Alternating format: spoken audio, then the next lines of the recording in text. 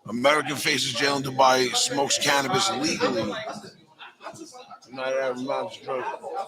I mean, listen right here. Let's see. I smoke weed. I can't be in another country 4 days with no weed. Right. That's like rehab, nigga. Man, guy got fucking jailed for fucking having a CBD vape oil.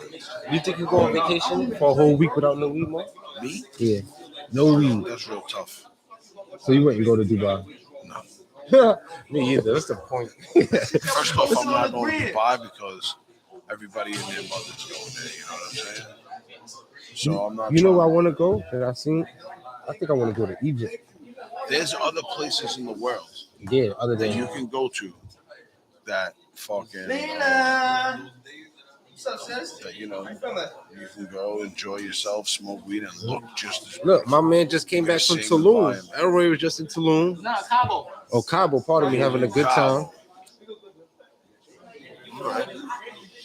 I mean, listen, here's what basically saying that you could face arrest, but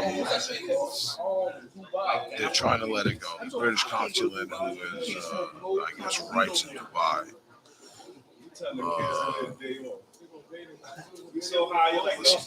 Well, we got because people got to be careful and be knowledgeable about the weed laws in places and states that they go. Because people think that weed is legal, but weed is not legal. Because if you get caught with over a certain amount of time, a certain amount of weed, you're gonna get a fine. Like a process, but they probably dismiss it. Yeah, they probably dismiss it. Philadelphia is legal, but But no, it's towns. You know that towns. it's not legal. It's not legal because they give you a limit on how much you can carry, right? So if it was legal, you could have a quarter pound and it's okay. And even in New York State. Yeah, New York State is only if you get caught with like more than 3 ounces, nigga, that's a crime. They could just punish you. You get up to maybe a year in jail, 6 months in jail. So obviously it's not legal, right? Because if it was legal, you could ride around with 200 pounds and police would stop you and let you go. Honestly, I'm really impressed with Thailand. Thailand fucking decriminalizing cannabis or marijuana in Thailand. Yo. Yeah. Let's see. There's a new bill limit THC in pot sold to dispensary. Yo, what's up with that Delta 8 shit that they put in the edibles? Yo, you know the New Jersey, sorry. The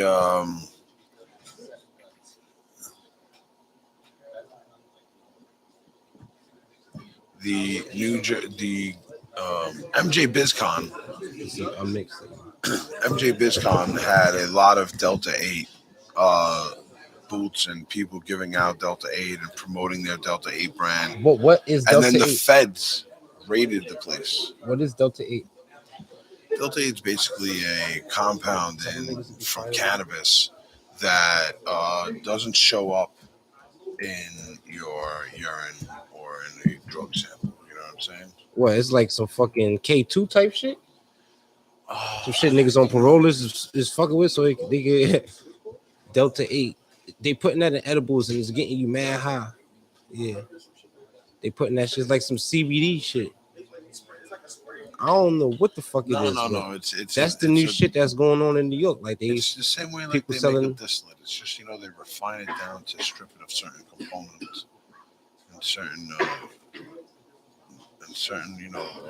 cannabinoids or whatever it might be. I'm not fucking with the edibles that we got straight made the right way. Five things to know about Delta 8. Right. Products have not been evaluated. FDA approved. All right.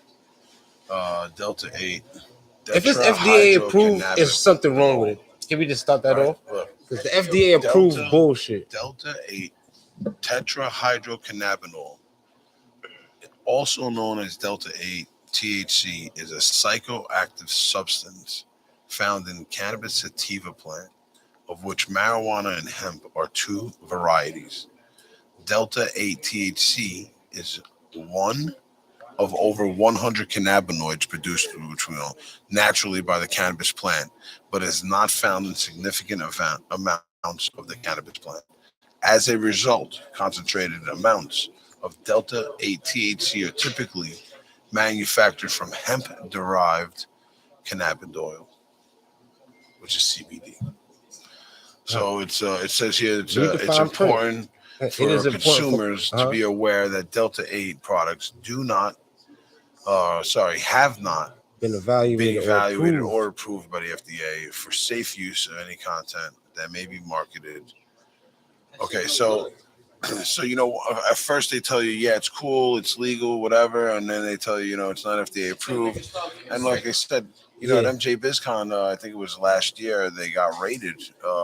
People who were giving out or selling Delta 8 were getting arrested. Delta 8 has psychoactive and intoxicating effects. Yeah, somebody told me they got sent to the hospital. Yeah, somebody ate mad edibles with the Delta 8 and got sick. It was in the hospital behind that shit. Really? Yeah. It's like a body has like some CBD shit. Obviously, they should be kept out of children. THC, they put it in edibles. Delta 8 products often involve use of potentially harmful chemicals to create the concentrations of Delta 8 claimed in the marketplace. The way how some people probably extracting it like how they do with the concentrate. So the natural amount of Delta 8 in hemp is very low. And additional chemicals are needed to convert other cannabinoids in hemp, like CBD, into Delta 8. Some manufacturers may use potentially unsafe household chemicals to make Delta 8. Through this chemical synthesis process, additional chemicals may be used to change the color of the final product. The final Delta 8 product. So it's nothing but chemicals in this motherfucker. I mean, they're taking it and then they got to turn it into something else. And when you turn it into something else, you need something to keep it all together. And that's what's happening. Shit like cooking coke. It's like a man-made drug. Word. That's exactly what it is. That's exactly what it is. Stay away from them shits, man. You know what K2 was? It started out from potpourri, right? Mm-hmm. And then now it's becoming a spray. I know a nigga who jumped out the window smoking K2. Because people in jail, they use the spray guns, like they spray them. Yeah, that's the jail shit. Niggas love that shit because it don't show up in their urine. They break it up and smoke that shit. Yeah. So Delta 8, not really good stuff. Nah, stay away from that. They're smoking it in vape pens now too. And just not just in gummies. And people just got to be careful who they getting their shit from, man. Some people just here for the money. Some people just really here just to put out good quality and give you good quality shit. So don't run to the cheapest price because people got a problem with running with the cheapest price. That'll be the shit to fuck you up. And where's homeboy at? So this nigga, homeboy, man. Be careful who you buy your shit from too, bro. Get caught out here down bad. No. Maybe it was an honest mistake or it was a malfunction. Nah, he told me it's real.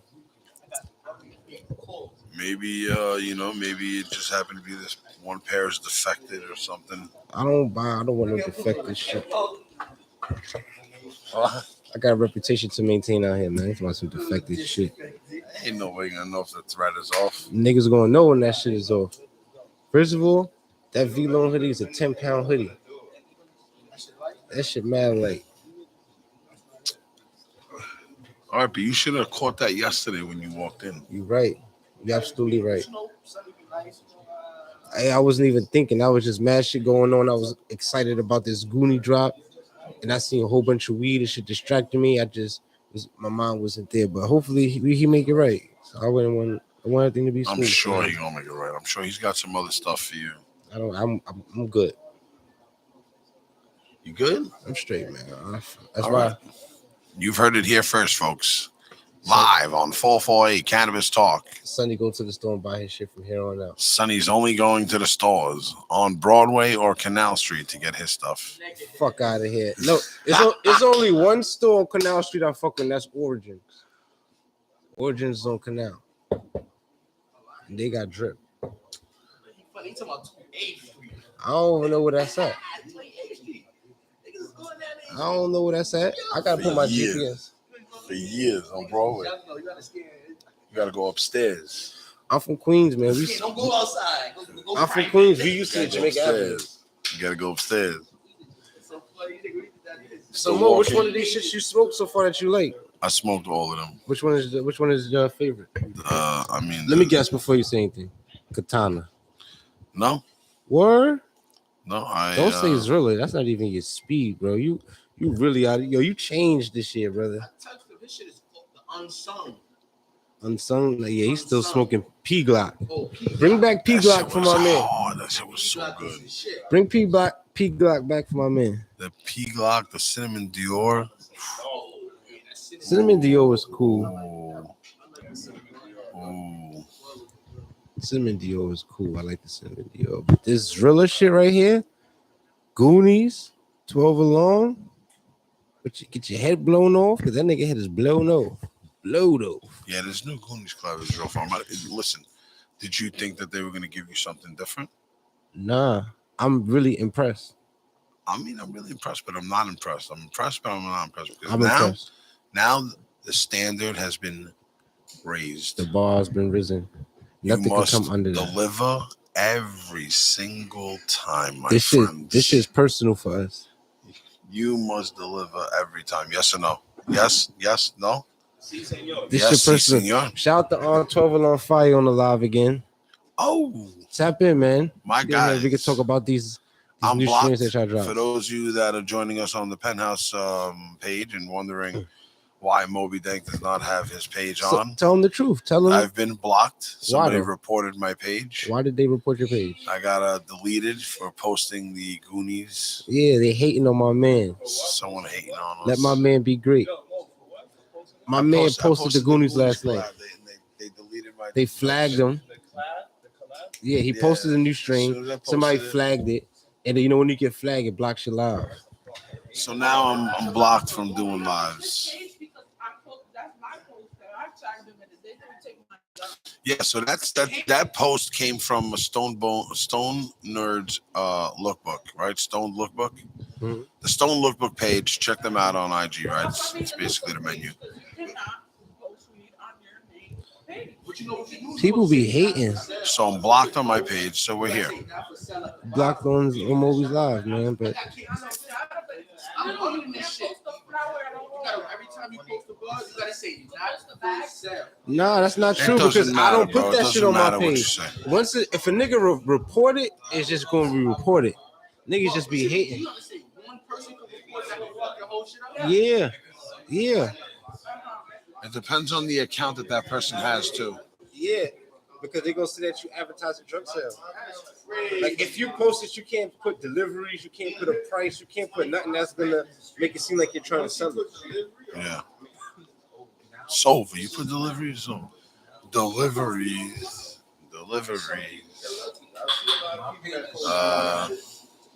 They probably just hating on you, Mo. Yeah, niggas be hating on my man Mo. And yo, let me just let this shit be known because I know niggas be watching me and Mo, right? Secretly, really watching our Instagram, you watching our YouTube shit, you listening to our shit. Let me let that shit be known now, man. Strudels is my strain. Wasn't nobody doing strudels before me. I refuse to let another cocksucking brand try to steal my strain, huh? What? Oh nah, I'll be deleting them niggas. I'm talking about niggas. I'm talking about these. It's another weed company supposedly trying to steal my weed strain, Strudels, and I'm letting you know this now. If I catch that shit, New York. if I catch you Weed niggas strain. trying to steal my shit, bro, you're gonna have a real big problem out here. Let's keep it original, and everybody's be original.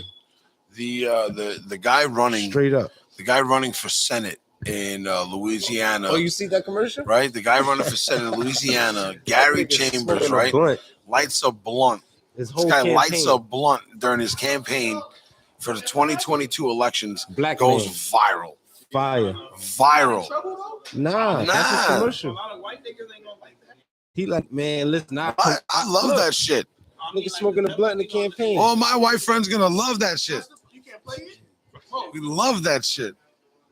Kidding me, bro? We see no color, bro. Fuck that shit. Anybody still looking at that as a bozo? Yeah, that's a real That's video. I some seen real that shit. shit. That's some real shit. That's a fact. That nigga smoking. You let a king size fat and said king size blunt to demonstrate his dedication to weed reform. Somebody rolled a good blunt.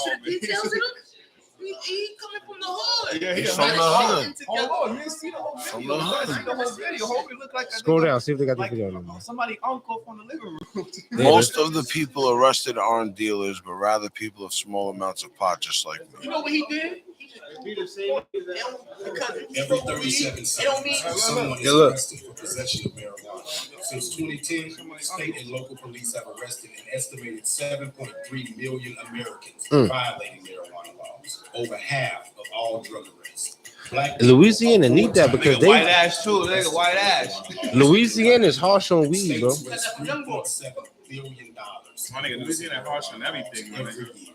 Most of the people No, police but they arrest really aren't lock your ass up for a dime, small amounts going to of jail. And let you slide with a fucking I'm Derek Chambers, AK-47. and I'm running for the US Senate, and I approve this message. And he gonna get it. Boom.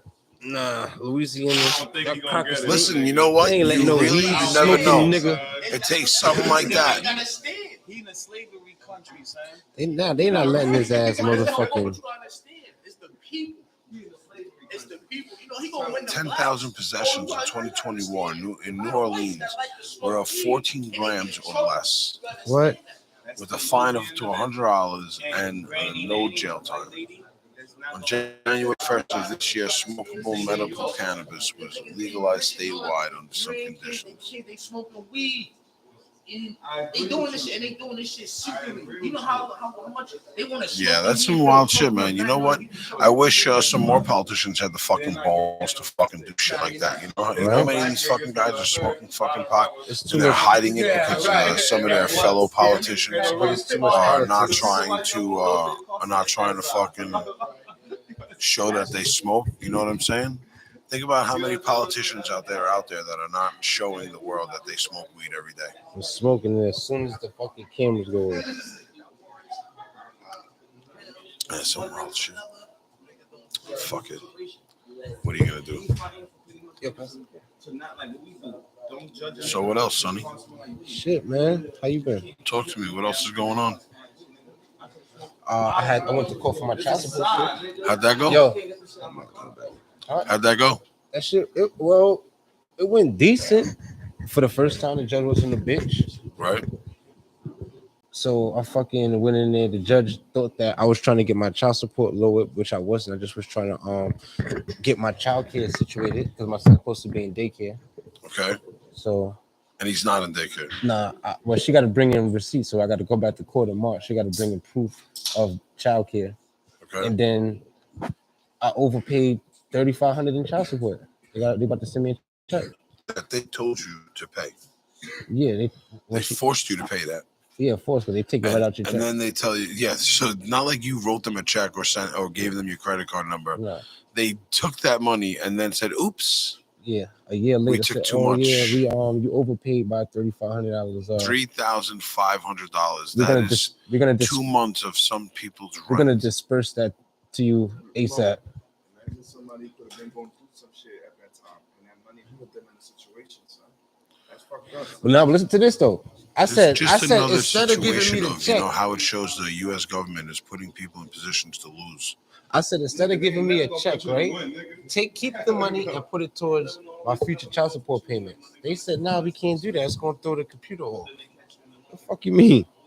You can't get it. I can't use that as credit. Yeah. I was a little disappointed to hear that you were really going through that. What? But it's So, almost over. We're really happy to hear that. I got my next court date is in my next court date for my whatchamacallit visitation is in July, so Okay. hopefully that goes good. And I'll be straight. Trying to make sure these kids grow together. I mean, that's important. So we ain't got no events coming up at the penthouse? We do have some kind of event. If we can get High Times Moments, you can tell us about it. I think Yo, we have- Lena Pacina. What's up? We don't got no events coming up at the penthouse? Follow StonedNerds.com. Go www.stonednerds.com. Oh, we got a pop-up shop, right? When? The 12th See of what they got February? going on. February Also 12th, go on y'all. the penthousecafe.com website where you can buy some of our new sweaters. Not sweaters, long sleeve t-shirts. Yo, I love that shirt. The San Malverde, Jesus Malverde shirt. You're not for nothing. Top shelf. I It's wear a that lifestyle. top shirt shit more than my own shit. The top shelf. Yeah, I like that shit. shit. I like that shit. That's Yeah. the shit that That shit right there. Yeah, that's Saint Jesus Malverde. Yeah, it's a Mexican saint from Sinaloa back in the day. Oh, here we go. We can present the shirt. I love that shirt. I wear that This shit is the all day. This is the Stone Nerds in the front. Stone Nerds. You can purchase that. That's on the website. StoneNerds.com. Oh, go everybody check out the penthousecafe.com. You can purchase your shirts. You can sign up for your membership. We still taking members? Are we taking members again? Are we still There's the books are still members, closed? but there's a process. You can apply to become a member. You're not guaranteed immediate access. You're not guaranteed even an immediate response. They're still going through a process on how they are going to start accepting new clients. Is there any way? Right now, the only way you can become a client is by somebody who is already a member, fully a member, vouched for, and brings you in. That's the only way you can become a member right now. So you got to know somebody that knows somebody to come party with us. But shirts available. How much of them? $40 cash. And I jazzed that out. I threw in with some off-white. My man got one on. I just noticed that. That's Yeah. dope. Hard body. I jazzed that shirt up. We see it on the camera. We see it on the camera right here. Step back. There we Yeah. go. The shirt. We got Shit's a the lifestyle, at the man. back. You got it on over there. It's a Definitely. fucking lifestyle, man. We are promoting a lifestyle out here. Now, for those of you that don't know, Saint Jesus Malverde is a Mexican Sinaloa saint, but he's a saint of narcos. I'm not saying that I'm a narco. I'm just saying that I think that's pretty fucking cool. It's the narco guard, man. And I really appreciate It's the crazy. story behind him. It's crazy how in religions, right? Every religion got different things that they look up to. Like some Mexicans, they got these statues of these gods, and Indians got Buddhas and all types of. You know what I'm trying to say? Yeah, not only Mexican. I mean, a lot of different religions, a What lot of are different you? nationalities and cultures. You Catholic? I'm not Catholic. Yeah. Catholic? My girl's Catholic. I didn't even know most Haitians is Catholic. Most Yeah, Haitians my are girl Catholic. is Haitian. She's Catholic. Pentecostal. A lot of African Americans and I grew up as in the Christian church going household. So For you, there was no saints. It was just Jesus Christ. Jesus Christ. And God. But mine was crazy because my mom was a church goer and my step pops was like a Rasta. So and, you know the Rastas, they don't believe in the churches and all that shit. You feel me? They don't So- believe in a temple. I got the best of both worlds. So I'm conscious. You look like you got that little Rasta growing type of look working on today. Like Yeah, I'm trying to grow into my stoner look again. I like it. No, well, Yeah. I think when Lena Hunger do my hair, I'm gonna get some twists and probably start dreading my shit. you know, Lena's got a girl that does her kids' hair. Yeah, braids. that's what Phenomenal. she gonna do my shit. I'm gonna get She some twists. loves it. She loves this girl. I'm gonna get some twists. That's what's up. You said? Yo, growing up in a Rasta household and a Christian household, did you grow up like in the Christianity? Did you had like the 7-hour churches? Or Nah. was like the fucking just go to church and Nah, my mom's was sinister church. She wasn't even going with us. She giving us some money to get in the dollar cab and some money to put in the collection plate, and we better go because she gonna question us about everything. She gonna question us. No, for real, you know what bugs me out? Because I asked him that question because Christianity, son, and churches, if you go to like different types, son, some niggas will sing for like 7 hours. Yeah. You gotta all this shit, and you have ones like I just said, you just going for an hour and you just bounce. My mom's used to go to church on Sundays, but I mean that shit is I think like at a certain point in everybody's life they start becoming more in touch with God. You feel me? So And at the time when I was in a different stage of my life, but now I'm really like trying to get more spiritual and shit. You feel me? Yeah, I do. Everybody need a personal relationship with God because, nigga, if you believe in God, nigga, you want to go to heaven, right? Well, you gotta have a relationship with Allah, same God too, because when it's time for you to go, you want to go to heaven, right? I took my shit higher because I was dating this girl, 18 years old. You see, so that ain't even righteous. You did your shit out of. But at that time, I was practicing. I was born. I'm thinking I was slide. I was on. But you was born Muslim or you was born? Nah, I took my shit harder. So Because dealing with this girl, to date a girl, I he turned Muslim to date a girl. Damn, so you was really digging her, son. Bitch, I'm 18 years old, 17, 18 years old. Like, what you expect? He said, I'll change my religion, bro. Like, niggas lit. So I'm like, man. So I'm saying, but right now though, is you ready to make salat every 5 times? It was wrong. You feel what I'm saying? It was wrong at that given time for me doing that. You feel what I'm saying? So for that purpose, but now that I got older, yeah, I felt like I could get more into it. Like, you feel what I'm saying? I ain't gonna hold you. I pray every morning. So technically, I pray every morning, son. I pray throughout the day, all day. When you pray, what you got? You ask for. I don't actually.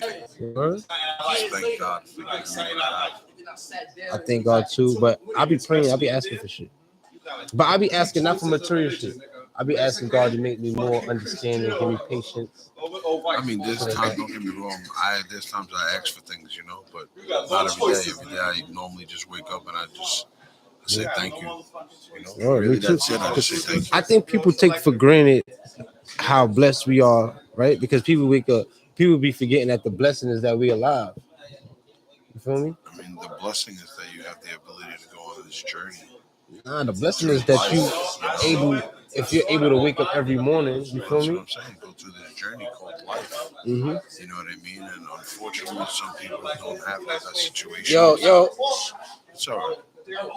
Unfortunately, some people don't have the best situation in life growing up.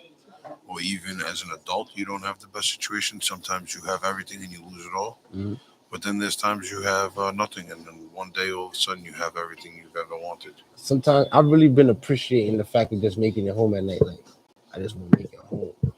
Yeah. Making it home at night is so important. People take that shit for granted. Yeah, and you know, the crazy thing is, Sonny, that you're gonna see that more and more throughout time, and over these past 2-3 years, and you could just see it just on Instagram and all these TikTok things, right? And correct me if I'm wrong. How many more people are turning to a more spiritual world, a more spiritual approach in life because they believe that there's more to what's going on than what's just here to be offered, you know? And I don't think so. I think people turn more to spiritual because of what's going on out here. Because at the end of the day, if it wasn't going how, because it was going right at one time. Shit is going right. So people want to be out there because nobody had time to really spending money and having fun. no, it's not about that. It's about, you know, but at the end of the day, it's like more people are realizing that they need to turn to something more because this life that we're living as a whole society, as a one society, through what we're going through is crazy. And it's not the way. It's not it. Go back to the question we just asked. The social media like TikTok, Instagram, or whatever encourage certain people to be more spiritual because they visualize them. Say example, like a person like a Muslim girl, and maybe in Iraq, son, she got TikTok now. She can get to see the culture of how Christians get down, and maybe when she in back of her mind, she's like, "Fuck, I'm really following. I gotta wrap myself around blah blah blah blah blah." And not knowing that maybe this is not what I want. You know what I'm saying? So right by seeing people visualizing something else. Yeah, definitely people see things, but I'm just saying you do see it, right? You see the impact that more people going through spiritual journeys and spiritual paths is being shown through TikTok and Instagram. Like you see more and more of it in your reels, right? And in people's lives as you focus through and you go through. How many of these how many of these TikTok videos that are going viral are the DMX, prayer. Thank you, Lord, for walking me through not only the good times, not only through the bad times, but through the good, That's still going viral. Yeah, but I'm just, Shit goes left, they want to try to praise God. Yeah, but that's just how it is. And so let me ask you a question. Do you think that this happened in life so that the world could just reset itself a little bit? I think Because obviously this is like an experiment that went wrong by humankind. I think that we not there yet, but we almost there. You know what I'm saying? We almost there, like we almost at the point where the universe got to reset itself because there's so much fuck shit going on. You feel me? Like all throughout the world is mad evil shit going on. Kids is out of control. Brothers is killing brothers. Mothers is killing sons. Sons is killing fathers. Like everything is corrupt. You feel what I'm trying to say? So everything got to, you know what I'm saying? We got to burn this shit down so we can rebuild. But we're not there. But look at the mayhem that's going on right now in certain cities across the U.S. where these robberies are happening in broad daylight. In restaurants, they're walking up to people, pulling out their gun right at the table in the middle of the restaurant. Give me your jewelry. But who do you think is to blame? Do you think that? I think it's the people that wanted to defund the police. No, but I'm saying Oh, to blame. Do you know? But I'm saying, do you think that is like got a lot to do with the images that's being portrayed on TV? Because a lot of niggas just want to have shit.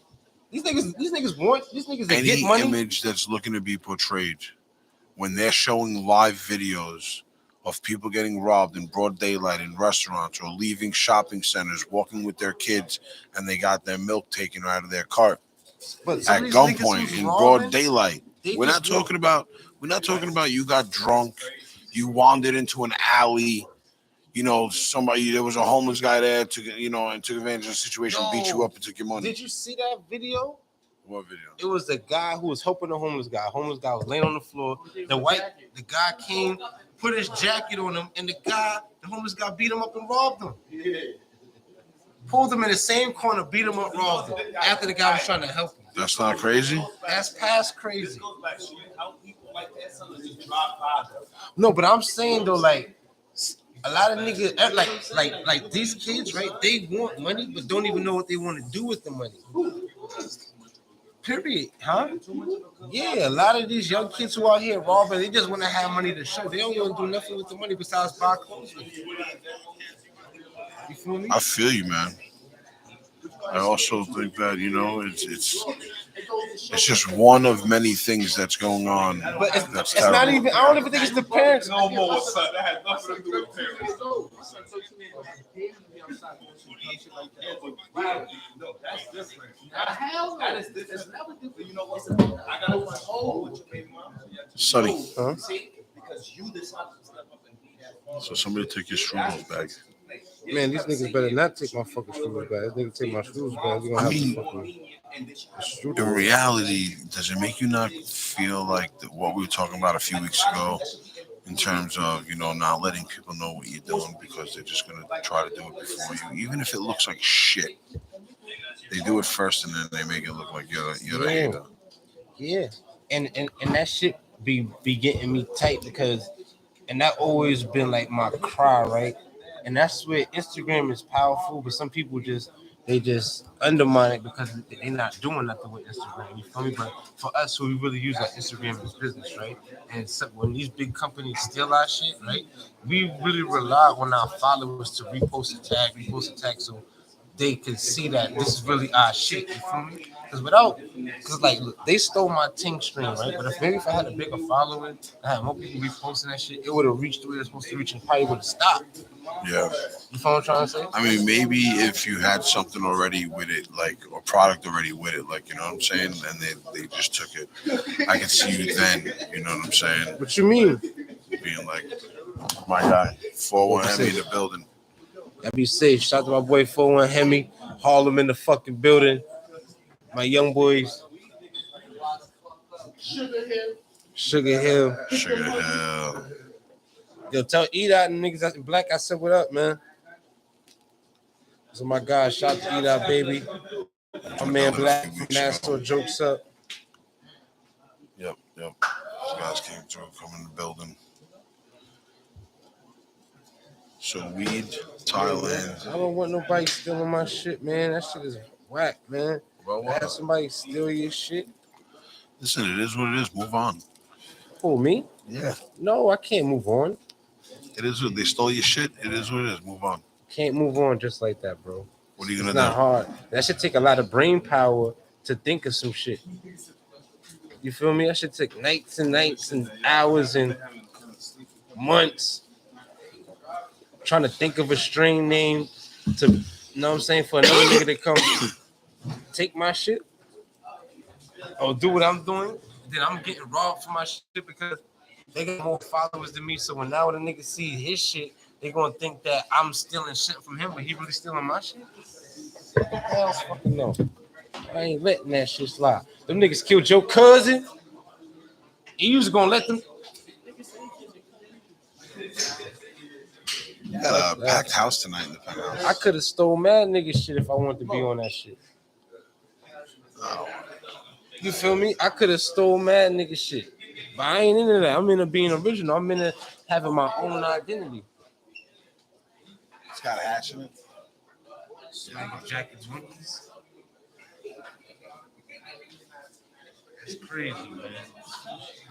See, have anybody ever stole an idea from you with this weed industry? Yeah. I stole my ideas, copied my ideas. Don't matter. It do matter. Sometimes people gotta know where shit started, where shit is really coming from, because y'all giving the wrong niggas the credit. And then when you give these wrong niggas the credit, the wrong niggas get in power and become the leader of certain shit.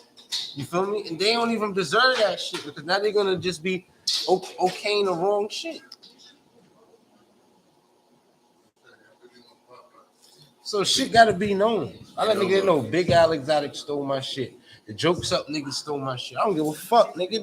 This is facts. Facts. That's not Fuck no them. They fucking, stole your shit. They stole your shit. Fuck this them. ain't no secret. But what you need to do is fucking come up with another idea and let's move it along. But you keep thinking that shit is easy. These be $1 million plays. That idea that he came up with, that I was supposed to make some money with, he just took my shit. This great idea made what he's supposed to make off of it, or for just taking something else because he's seen it. You What's feel me? the It's not lesson that you learned out of that? The lesson I learned is no matter what you do, as long as you the small guy, they're gonna do whatever they want to do to you. False.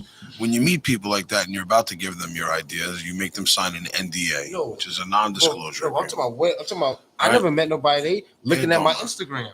Oh, you had a full-blown conversation with the guy after he stole my shit. We had a conversation. I had a conversation. See what I came to. So you had the product and then he copied it. Pretty much. I hit them up. Hey, how you doing? My name is Sunni Paks. Whatever the case may be, I'm interested in doing the collab with you guys. I already started doing this, that, and the fourth. Here's the bag. Here's this, that, and the fourth. Are you interested in doing this, that, and the fourth? 6 months later, mind you, my shit is already in production. I'm already selling it. 6 months later, 7 months later, he dropping ting already. Now he's doing it. But you have no relationship with this guy at all. You gave this guy all your information. I didn't give him no information. What do you mean? You just told me that you gave this guy all your information. The AYZ of the product and what you were doing, and how far you got along, and what you were going through, and what you were gonna do with it, and then you were upset that this guy who didn't respond to you just fucking took your idea and fucking ran with it. But it's out already. That's just like it don't fucking matter, bro. If I come to you with a bag that's already designed and it got weed and it's being sold, and I'm telling you like, hey, this shit is doing good in New York City. I want you interested in doing a collab. If we can make it bigger, you feel what I'm trying to say? I don't want much from it. You can gain from it. I'm just trying to get with a company, and then 7 months later, you do the same shit. You feel what I'm trying to say? I come out with the same bag. You just show me. You gonna feel the way. Oh, let me ask you a question. I've been selling this shit. Were you paying taxes? You're not on they you in New York and they where they at, so it's like you're not really going to see what they doing. And you're not going to win that. You're not going to win that. In court, you're not going to win that. If this was legit, if what business you were doing was, let's say, legit, you would not be winning this year. Yeah, definitely. The same way how I proved to you that I was doing this. That's why Instagram is good, because it got dates. They would have to prove that they have dates that they've been doing this. You feel what I'm trying to say? Before my date. And I got proof that I was doing that before anybody was. So what are you going to do? You see what I did? I came up with 5 other strains. That's Okay, so but that's what I told you needed to But do. the fact of the matter is that we gotta let we gotta let it be known that these companies that a lot of these people look up to is stealing shit from niggas like me. Listen, Sonny, they're only stealing it because you're giving it to them. It's just what I want to tell you. So, how do you get them? Like tagging them or some shit? No, he fucking hit him in the DM. He said, "Hey, look, this is a project I'm working on. I want to collab with you. This is what I'm doing. This is the fucking name of the brand. This is the name of the fucking bag. This is the fucking weed I'm putting in there. What do you think? Can we work on this together?" The guy didn't answer him, put out his own fucking thing 5 months later of the same fucking bag, the same fucking name, the same fucking So whatever, that's not stealing? with his own weed. Yeah, it is stealing. Is he right for that? He can do whatever the fuck he wants. Am at I that point. wrong for fucking shopping out my idea? Listen, all I'm going to tell you is this. I'm not These wrong. emotions that you're holding on to are a I'm big not holding sign no of emotions. weakness in I'm business. not holding no emotions. But I still have the right to speak on it and let people know what the fuck going on. No, you feeling a certain type of way about it. No, I still do feel type of way about it. So you Yeah. holding on to emotions? Because man, that's like if somebody come and steal their whole idea what you doing here. Sonny's man. gonna have to start giving me money for these therapy classes we got going on here. I'm not holding on no harboring and shit, but I When you're still feel away. and you're enraged for 3 years, you're holding on to shit. Man, it should take a lot of brain power. This shit is not easy. It should take a lot of brain power to come up with a catchy name, find the strain, design the packaging for a nigga to steal your shit, nigga. Fuck no. He lucky I ain't see him outside. Well, if I go to California, I bump into him, I might just slap him. You know what he looks like? No, but Then. That's what I'm trying to say. You see that he could get somebody, the wrong person could get slapped. Because somebody got to say, yo, that's Big Alexander right there. And I'm going to just slap him like, yo, why are you going to steal my shit? Like, what's up? What are we doing now? Why is he gonna steal your shit? Because he's a bitch. Them niggas is bitches. I'm instigating this, or what am I doing here? It's not instigating. It's the truth. All right, look. Here's what we're talking about on 448 Cannabis Talk with Mo.B and Sunni Paks. Today we got a packed house. A lot of guys in the building. Shout out to King Anubis, DJ Sizz, the fam always in the building. Elroy Jetson, 41 Hemi, the Fritz fam. High Time's mama in the back over there. She got it all set up. She's busy. She's running around. She's making things happen. We're talking about brands that are larger than smaller brands, taking those ideas of the smaller brands and making them their own.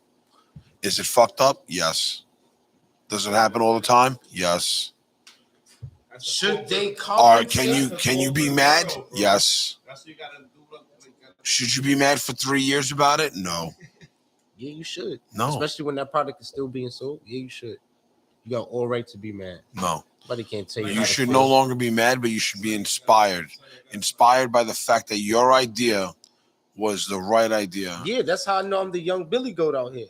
All right, so then just keep putting it out. That's how I know I'm the young Billy Goat. These niggas. That's how the game goes, says Premium Boutique. That's how it goes. That's not how the game's supposed to go. That's not cool. And we got to stop supporting people that do shit like that. That's not cool, my nigga. All right, but the truth is, I don't really see Big Al's being supported out here. That guy was selling fucking depths as fucking Premium Flower Boutique. Me and my little raping you people, raping you. I got 6,000 followers, but me and my little 200 people, we was on his ass. See, nigga. keep creating and going up on him. He's right, We was man. on No his homo. ass. Pause. Me and my little supporters was on his ass, and to the point where they blocked all of us off his page. Pussy. Yeah, a rally team, nigga. Listen, Everybody in New York know Ting is mine. That's why he can't even. Niggas don't even want to post that shit like that. Niggas know that's my shit. They who's see not that posting it like that? shit. Nigga, whoever's selling that shit, I think fucking Buddy Bodega selling that shit. Probably the only nigga out here selling it. No disrespect to them. No disrespect to them. They the only niggas selling it, but niggas know that's my shit right there. Nigga, like niggas know, yo, Ting, yeah, that's Sunny shit. Yeah, these niggas stole my man shit. It's kind of like how they created 5 fake 12-alarm fire pages on Instagram. Yeah, they're trying to get money. That's like me telling you, don't be mad that these niggas is bootlegging our page and ripping customers off. These guys, I'm not mad. I'm not mad about that. In fact, like I said, it inspires me and lets me know that people are trying to use our platform because we're hot to create their own platform or steal our platform, you know? But don't be fooled. Our consumer, they're not the stupid consumer. We serve a high quality product. Yeah, my man And was so around. people who spend money on high quality product are not stupid people. They're very intelligent people. And you know why I say take a lot of brain power? Because right now we in a day and age where niggas is naming weed after everything. You can't even think of something that's not a weed name. They got a Poland Spring strain. They got the same bottle as a weed name. You feel me? So to come up with some creative shit that hasn't been done, that should take a lot of brain power, my nigga. And to be consistent with it. You shitting me? I have plans for that. So what's next? Matter of fact, hold on. Listen to this punk ass. Listen. And this is how you know that they stole my shit. Listen to the conversation that he had with me. Listen, you can read it out. All rights held by Cannabis 448 Cannabis Talk. I'm sure All Mo, rights I don't held think Mo, by Cannabis. Mo, you ever seen this shit? What about this concept? You know, gotta let go of stuff, but how at the same time, how you gonna let people know, like, yo, I'm gonna get rid of that? How are we gonna let people know? Right here on 448 Cannabis Talk with Mo.B and Sunni Paks. I'm gonna make a sound bite like that. But you're right. Listen, the truth is you're right, bro. You know you're right. But there's a way of going about and telling people that, you know, like, yo, I don't care what happens. Everybody knows that. There's also a way of going about and letting everybody know that you still really hurt by it, in a sense where it's affecting your daily life and how you conduct yourself in business. Now, one thing you pointed out earlier, though, you told them, why don't you just create something else? Right. If you really do have that talent, if you really made that thing boom, you can make something else. That's exactly right. And he did. He did it 5 times. So there you go. So not only did he do it, not only did, you know, he create it with Ting. He's looking for that chat. He's looking vigorously through his phone to find that chat with the homie. That guy blocked you, bro. So he's like, I got screenshots. You damn sure right. You damn sure right. All those 5 other drops that you did after that, make them harder than Well, that's, you know, the whole thing. You know, he just wants to make sure. And he had like something that was like special. well, you know, that's why, you know, you take a chance and you align yourself with like a company who's like on the rise, like 12 Alarm Fire, you know, and then you take your ideas to another level.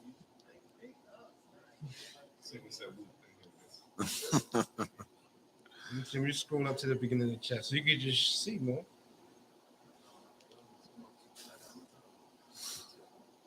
Listen to this bullshit ass story you're gonna tell me. This is with, who's this with? This is with the company. This is with what company? Big Al's. This is with the representative from Big Al's company, right? Big Al's Exotics from the Bay Area or somewhere around there.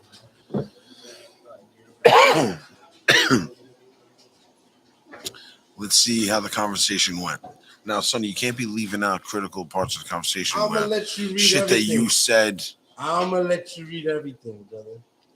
I'm not gonna leave nothing out. Our new bud tender in the house, Drea. She's here. Say hello, fellas.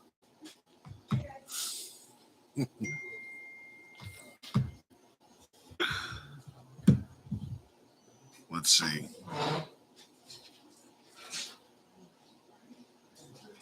All right, so now look, fuck it. Let's read from the beginning. I got mad conversation. All right. So while Sonny looks at that, we'll talk a little bit about what we got going on. We dropped off Right, mad so clothes. So here we go. There it is. Like, here, read them all. Doesn't matter. It doesn't matter what. I'm blue. He's white. That's first. This first page. Look what he said. All right. That's what he said. Listen what he told me. He said, yeah, Ting is a bomb-ass drink from Jamaica. I happen to have This a house this in what Jamaica. homeboy telling me, the and representative, I've the been white going, boy. G, since I was 4 years old. He telling me he been going to Jamaica. So when I smell a strain that reminds me of a drink, he said something I've been doing, Sonny, something I've been doing. It's called a collective subconscious. That's fine. When a bunch of people are trying to make a brand right now, I get it. Your brand is Sunny Pack, which is dope as fuck. Ting is just a name. For instance, we have a strain called Northern Fiore. Are you familiar? He said, Ting is my personal strain from my company. Hold on, Sunny it's more. Packs. First of all, a nigga trying to tell me, yeah, I've been living in Jamaica since I was 4 You years know, old. Ting is a Jamaican drink. The white Yeah, and boy they even trying to sell tell it here me. in a can. It comes in a green can. I understand A that. glass bottle, right? It's a Jamaican It's soda. like this, it's almost like Yeah, this. exactly. He's trying to say somebody else. Listen, he trying to tell me that he got a crib in Jamaica. He been going back for the Jamaica since he was 4 years old drinking Ting. Okay, But what if it's a possibility though? but that is a possibility. Not him. What I'm saying, you know, when you go out, there's a lot of white people. Not him. That's one. Not him. What do you mean not him? He said he's been going out there since he's 4 years old. Study that. I bet you study. Look, But you ain't fucking with that nigga. here's part two. Here's part two. Yeah, read it. So he said, guess I should be mad when I came up with Buddha's hand. He trying to tell me he came up with Buddha hand runs. But He created Cookie Buddha hand and runs. Runs dropped it even though they didn't steal it. It's right there. Read the conversation. He says, Sonny says, I'm over it. What goes around comes around. That's He what he said, said? that's like getting upset at Lucky Charms for putting Lucky Charms in a bag. He said, I'm upset because y'all took my idea, my work. You understand that. If you really knew about cannabis and the brand of Cali Cannabis, you'd already know. Ting been in the game for a couple of years Pause. Have anybody ever heard of the Ting string before? No. Exactly my point. But he telling me it been out. Ting been out. Go Or ahead. you mean the branded bags that we came out with 5 years ago, way before you had a trap? So Sonny, in 2020, he's saying in 2016, you still getting your feet wet in this business, and you still very wet behind your ears. Sonny, listen, why don't This you is part three. let me just ask you a question, Sonny. Why don't you just quit? I'm exposing these niggas. I'm exposing the truth. See what's going on. Nigga. Shit getting good. This becoming like a soap opera. Bro, this shit All looking right. good. Hold on. Nah. This is what I'm talking with. I think Big Al or one of them. I'm scrolling. There's a screen recorded it. Oh, you want me to read this Yeah, you can read it. as it scrolls? It's going to go start from This is the a beginning. lot, bro. This is a It's lot. going to start from right there. He said, sorry, bro, my homie stopped. Let me pick up the conversation later. Okay. I guess the damage is done. Sonny says, I guess the damage is done. Now I find myself negotiating for something back when it's supposed to be you. Guess negotiating for my idea. All right. So listen, Sonny's obviously upset. Fuck you, Mo. Trying to understand what you're talking about. If Ting is as strange than people going to out here thinking the bag's the same as Runs and Skittles, your brand. He's right though. So you're upset because he's a bigger brand and he got more pop. He got more pop on it. I get it. You know what I mean? But at the end of the day, look how many people are coming up with runts. Runs this, runs that, runs this, runs that. You know what I'm saying? Nobody really owns that. That's just a name that's being used for a strain. Nah. This is the other conversation with they came out. JP Genetics stole my shit. What's this nigga name? It was Who? The Real Weed Heads. You ever had somebody steal your idea? A weed company? What was the idea? Huh? What was the idea? You don't mind sharing it. The idea was this project I was working on. It's like nigga knew this project. And the nigga had a similar color concept, like almost not the same design, but color scheme. Prior to it being purple. Yeah. So, for you to do purple, my nigga, that color purple, you already know it's like I put one color that's hard for you to kind of choose. Yeah. Look. This is JP. So you trying to do This is JP. This is JP conversation with me after they stole my slogan. If it ain't from Sunny, you a dummy, right? That's my slogan. Remember when white gummies came out? They put if you ain't smoking gummy, you a dummy. Now listen to this conversation. Go ahead, read them all. He said, "Is you serious? You think I really took the time to bite your slogan? Oh, my mama, I never heard of you in my life. Let alone you capping on my page for my partner's slogan." Pause. He never heard of me, right? Look. He never heard of me, right? But look at our conversations before that. He never heard of me. But I've been talking to him personally on the phone. Right? Send direct number. I sent my That number. was back in 2018. All right, cool. That's how long these niggas been stealing my shit. That's long. So In 2018. 4 years. 4 years goes by. Sonny wants to spend the rest of his life dwelling on I'm this. not dwelling on it. I'm just exposing shit to the light. Nigga, I'm not dwelling. I'm moving gotta on. pay I'm You is upset. like, yeah, finish reading the cock and bull story he was telling me. Guys, that's how you know niggas be stealing shit, because they have a whole fucking story to tell you on how they didn't steal your shit. Yeah, listen, yeah, read it. He said, all I do is collabs with the biggest names in the industry Mhm. and provide quality packaging. So before you think anybody took the time to bite who ain't got shit to do with our section, do your research. Lucky Charm cost a leg and an arm. The nigga was even smoking that shit back then. If it ain't Shark, you in the dark. You ever heard of that? If it ain't He sent me all Frosties, his slogans. you lost me. Nobody heard of Cake these. batter, the only thing that matters. You ever heard of those slogans? Martian candy, have you dandy. You ever heard of those slogans? If you ain't Zowers, it ain't power. You ever heard of that?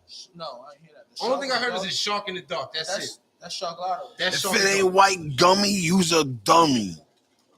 If it ain't white gummy, you a dummy. That's my shit. Ain't from Sunny Dummy. They remixed my whole slogan 5 times. They gonna tell me they ain't never heard of me. Sonny then sent him a video.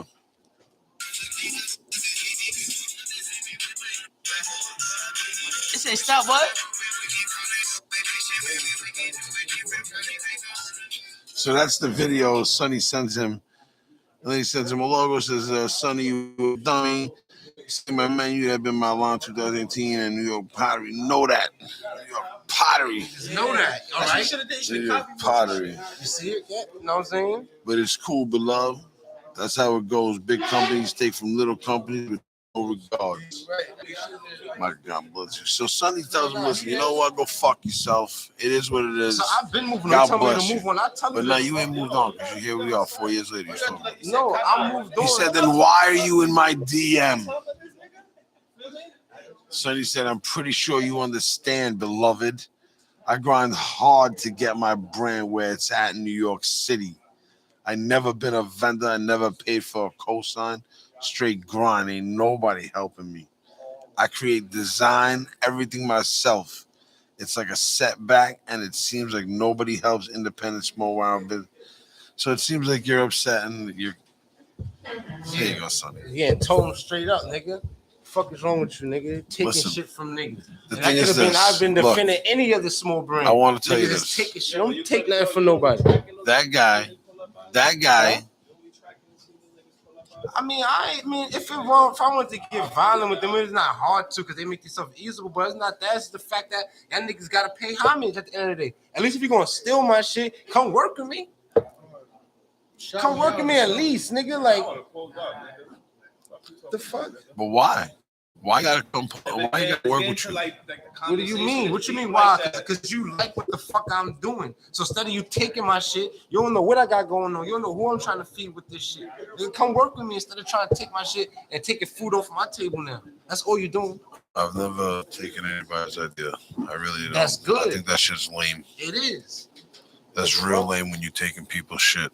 You building something, putting your money into something. I agree, it's real lame, but you Come know, on, man. sometimes you can't do nothing. Sometimes you can. Sometimes you could do a whole lot. And there's only these small brands. There's only these big brands that take from the small brands. I don't know. So you never know. But how worth is it, whatever you're trying to do? You know what I'm saying? Is you really going all out, worth fighting for that name of that brand? Or it's not even a brand; it's the name of a strain. You know, it's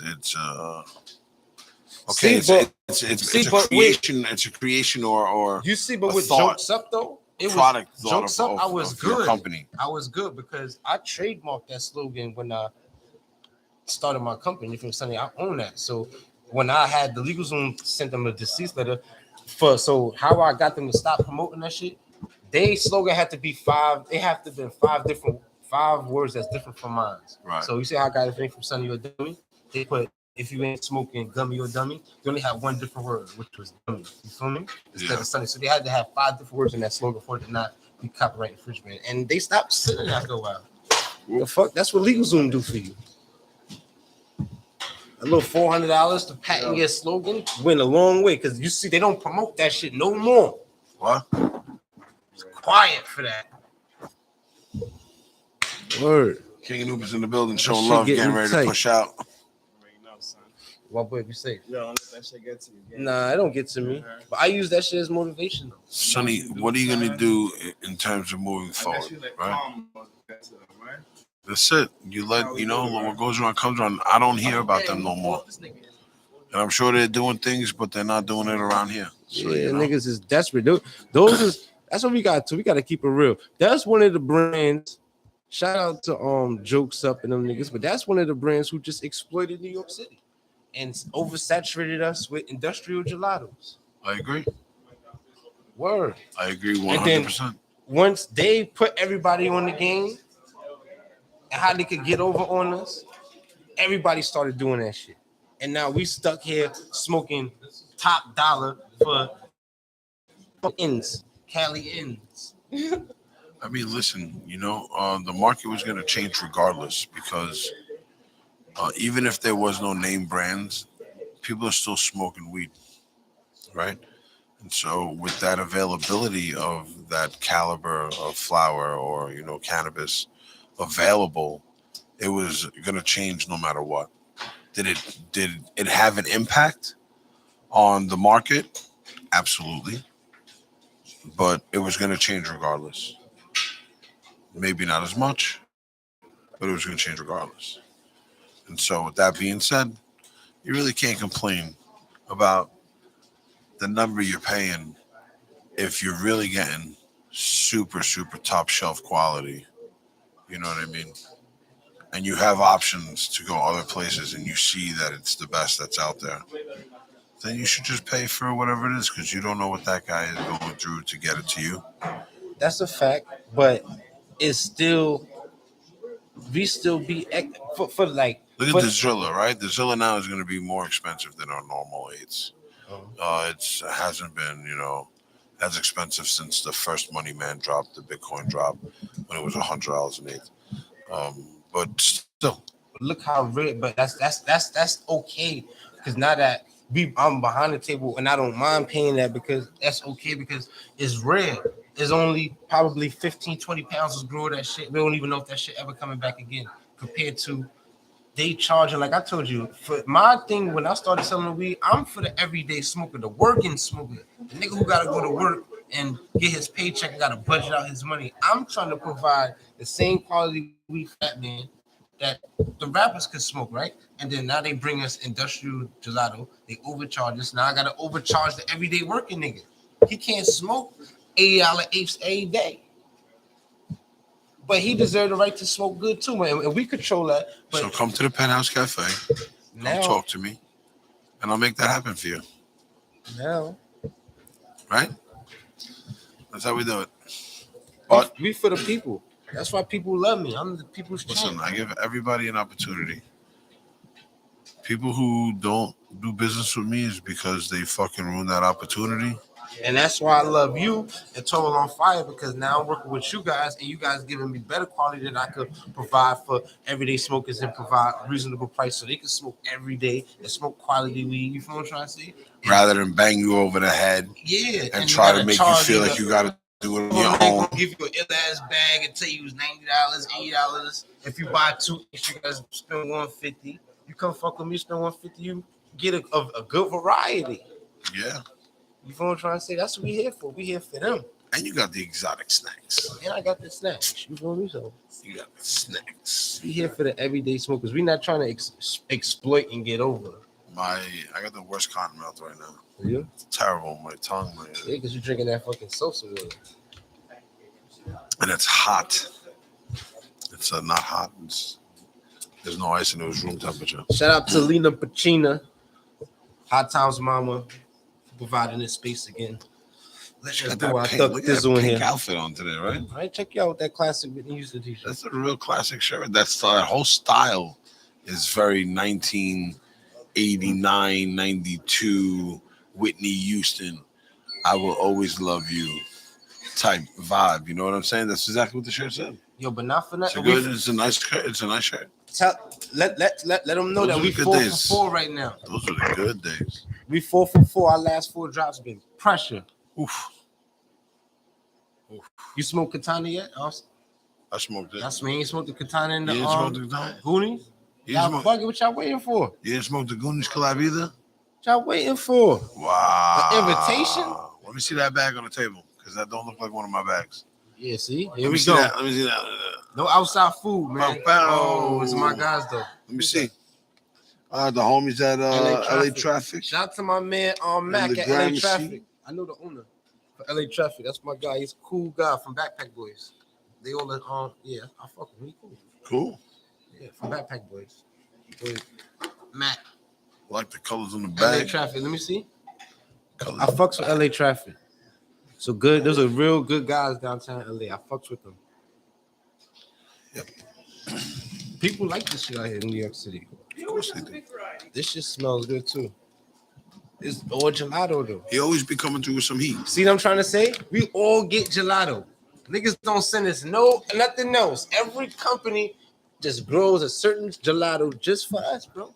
And everybody, when you try to give them something different, it's like, but Word. But then when you don't have that one thing that's different, they're like, everything smells the same. Bro, everything is gelato. You motherfuckers The LA can never sprinkles, just be happy. The sprinkles that we just had last week was gelato. Oh, This shit, that's somebody. gelato. They're going gelato is down to death, and then charge us $7,200 for this bullshit.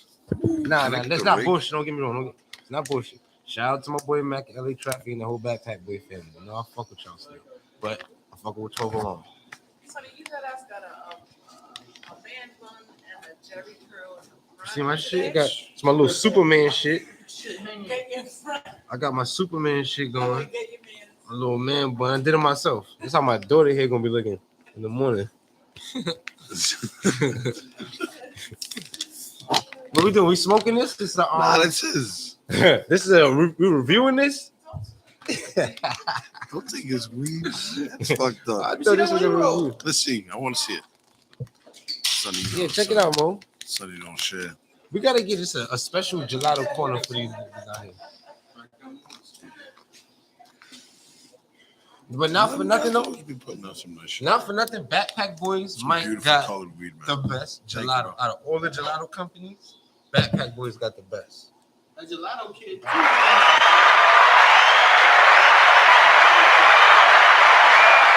Sometimes you gotta pay respect. 12 alone, we got the best right now. Right now, we got the torch. We holding it down. But when it comes to gelatos and lemon cherry gelatos and that shit, which company you I think? don't know. Turtle Pie last year put out some crazy gelato strains. Which one? Oh, Gelato X. Ooh, Gelato X. bitch. The gelato. Son of The a gelato bitch. But they don't. XXL. But you see what gelato? Did you see The Turtle prickly Pie? pear. Listen, The Sunday Driver. Turtle Pie and 12 alone. Sunday right? Paper. That's like, what's this? That's your shit, Elroy? Listen, Where you coming from with this outside shit, man? No, this nigga got shit. Who's this? Candy Pink. Who that from? Nice bag. Mm-hmm. Good bag. Candy Pink Bubblegum flower. gelato. Bubblegum. See, everything gelato. Bubblegum Can we get gelato. a break? It's New York City.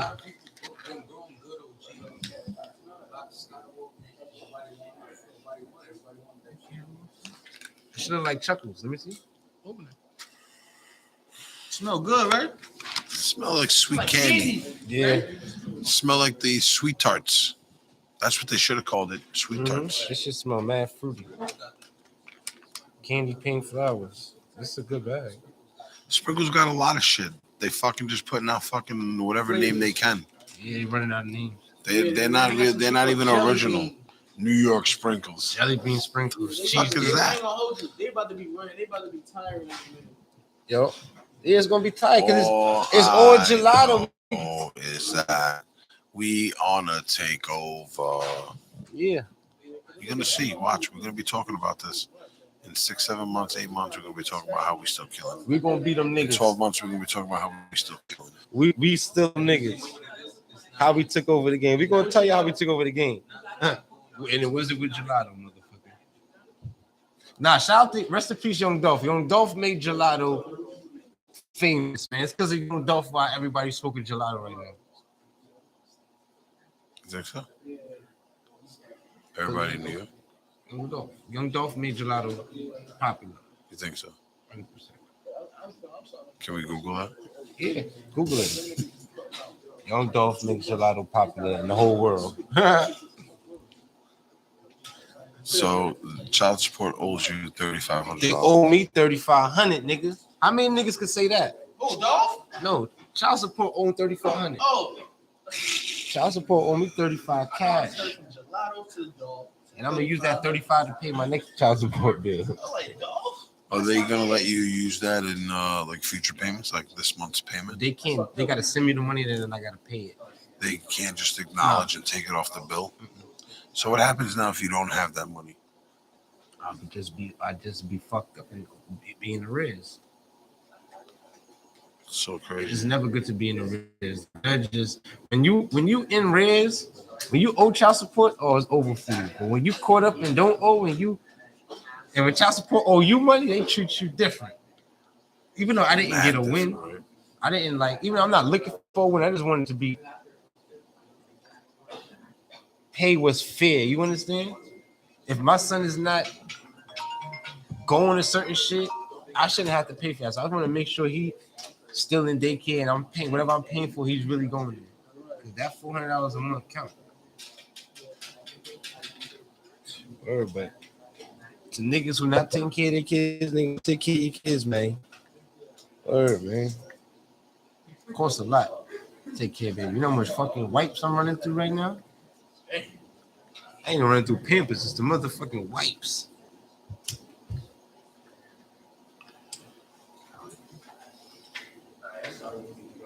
What's up? How your boys doing, Mo? My kids? Yeah. My kids are blessed.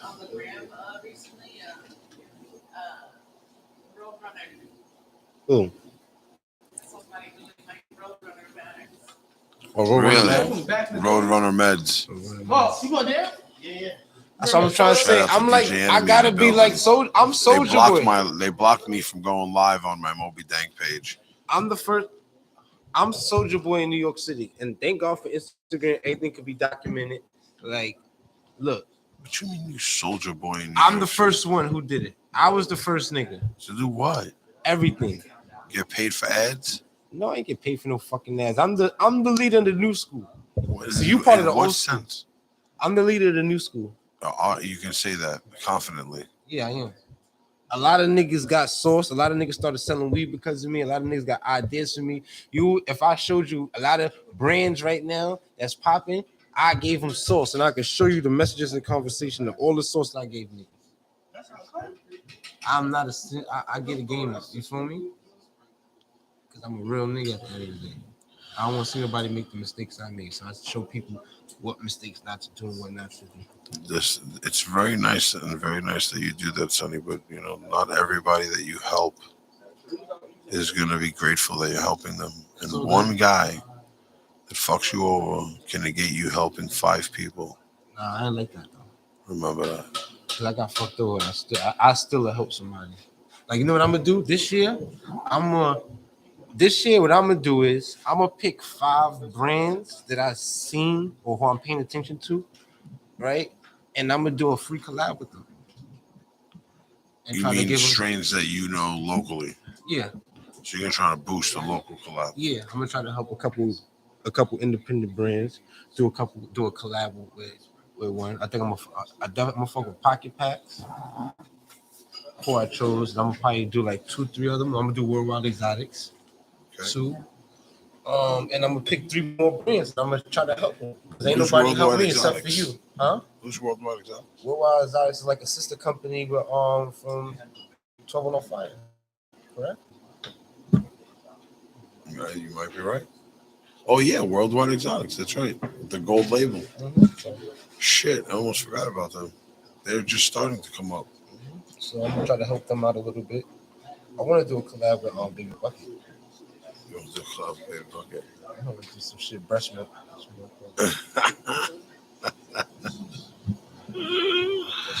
Okay. I like it. Breast milk.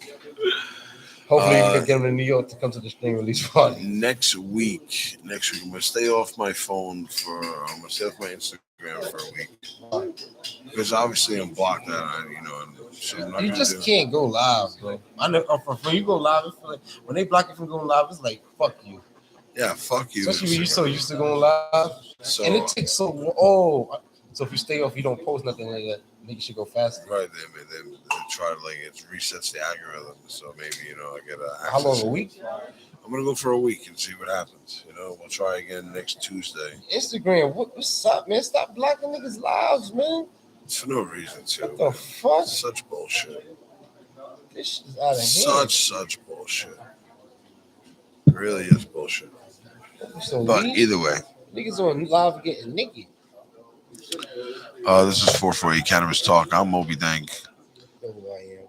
Sunny Paks in the building. Sunny Paks going down memory lane. A couple old companies stealing his idea. And so we were talking about larger cannabis brands that steal the little guy's idea. Not only happens in cannabis, but it happens in all types of Fashion. industries and whatnot. And so it does happen. It's unfortunate that it happens, but nonetheless, you got to move forward. And you can be upset about it, but we got to move forward.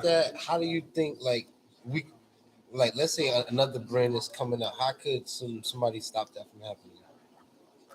Like you said try to align yourself, but you're trying to align yourself and you're shopping yourself around. So you gotta have something you bring to the table, right? So you might pitch your idea and they steal your idea. I mean, listen, it's very tough to choose who you can put around you. I gave 2 people an opportunity this year to strive in this industry, and they robbed me outright after putting them, from a bad place to a good place. They went and they stole from me, and that's unfortunate, because you try to do the right thing, but what that does is it closes doors for other people in the future, and unfortunately, that's just the way it goes in life. See, and it's crazy because there's no way to stop it because for a small brand, you're trying to build your following, right? You dropped the strain and it did pretty good, and now you're trying to build the anticipation. So you put it out early, just a little sneak peek or an image or something. You feel me? And then somebody goes ahead and steals it. Like that's what you're supposed to do because you still gotta promote yourself and show people what you got going on and what's to come. Absolutely, absolutely. Hi, Zenia. Listen, Sonny.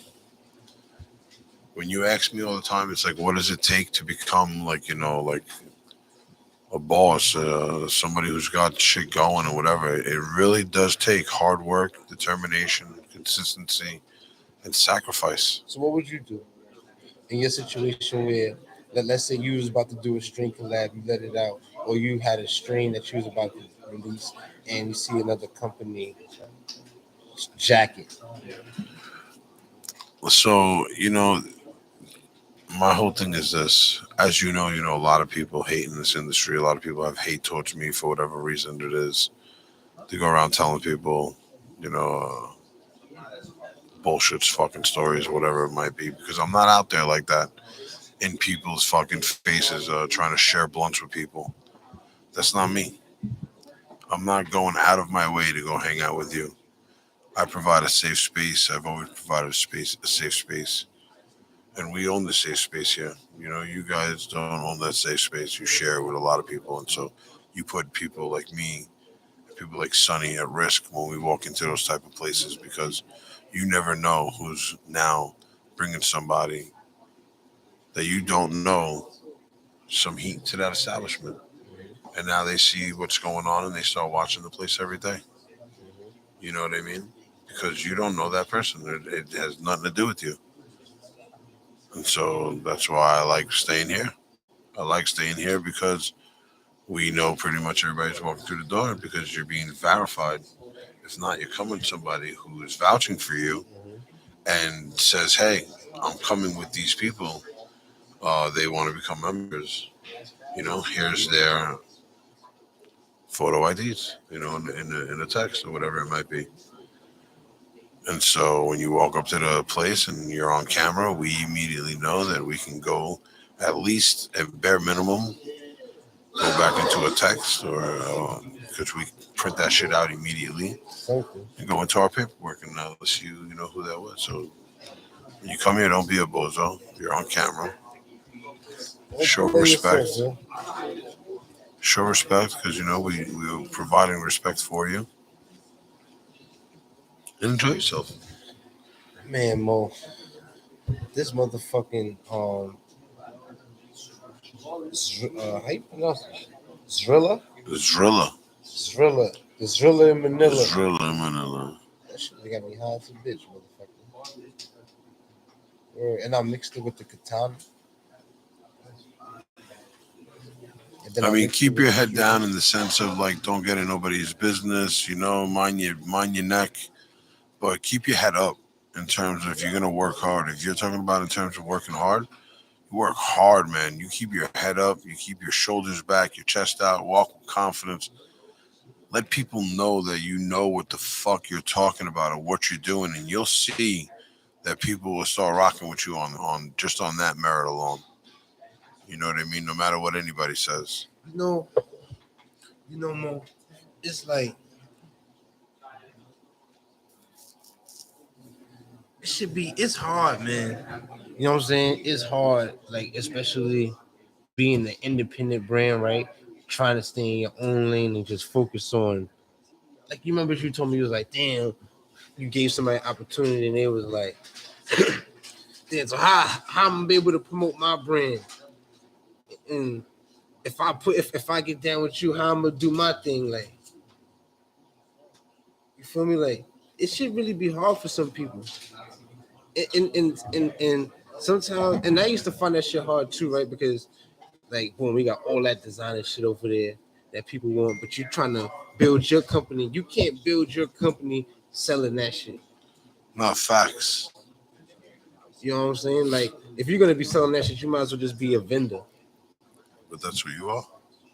Nah, I'm a motherfucking company. Like I try to tell people, when you go inside a Louis Vuitton store, you ain't gonna see nothing else in there besides Louis Vuitton. You're not gonna go in a Gucci store and see a little, not even a little section where they selling polo or nothing else, nigga. So that's how I want my shit. When you go get some Sunny Paks, you call me, it's gonna be nothing but Sunny Paks product. If I'm working with 12 along, nothing but 12 along products. Period. That's it. How else could you build your brand? Some people build their brand on showing people that they have the elite connects where they can get the elite brands and the elite material to come. It's not about what brands let's hold on. Let me. How do I say this? It's not about not fucking with other brands. If you're trying to create and build your brand or reputation in an industry, and you're trying to show somebody that you create and you bring fire, right? And that you fuck with a brand and that's the brand you fuck with, that's great. But other people feel like they can show a showcase where it's like I not only fuck with this guy who's awesome, I fuck with this guy who's awesome, I fuck with this guy who's awesome. Everybody's looking for these sets of people, and I have those connects. I bring those people to you, so I can not only bring you what you want, but I can bring you what you want, and I can bring you what you want, and I can bring you what you want. You know what I mean? Mm-hmm. Outside of just providing for one dominant strain. The reason why, I pump 12 Alarm Fire so hard is because I'm invested in 12 Alarm Fire, and it's an opportunity that gave me a position to be at the round table on a cannabis brand that's legit from California that has intentions of creating a brighter future and moving towards the legal market. And unfortunately, in today's industry and in today's establishment of which way you grow in the cannabis industry, in this very gray area, you have to show that you are in this industry in some way or some manner in order for them to recognize what you're trying to do in the future. Word. But do you think that like as you coming up as a small brand, like you have to get with a bigger company to propel your own company, or you think you could do 100% by yourself and just grind and just become that big company without no help? In 2017, I started the brand Mo.B and for many years, I provided a platform of superior flower to many people, name brand and not name brand. Um, it's tough to put yourself in a situation where you want to provide the best and you want to push your own brand.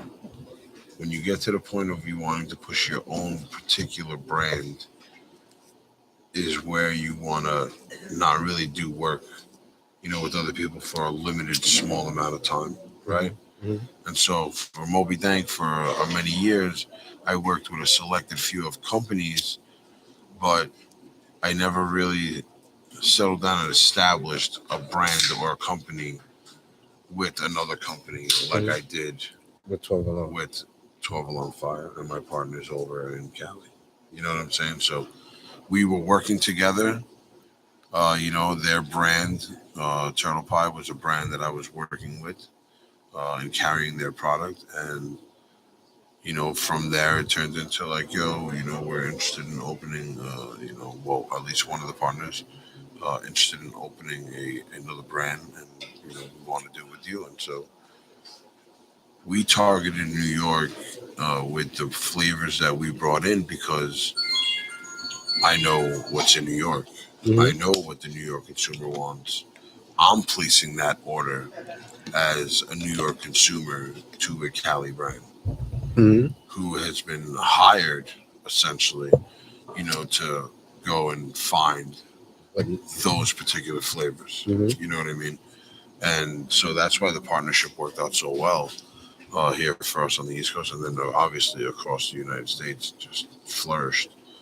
Um, and so now that I have a brand with someone else, right? My brand has a brand, right? Just like my partner, his brand has a brand, and that brand is 12 Alarm Fire, and the brand that owns 12 Alarm Fire, or at least is highly associated with that is Mo.B Dank. You know what I mean? And so for many years, Mo.B Dank worked by himself, um, and often worked with other people as well, other companies, because it does.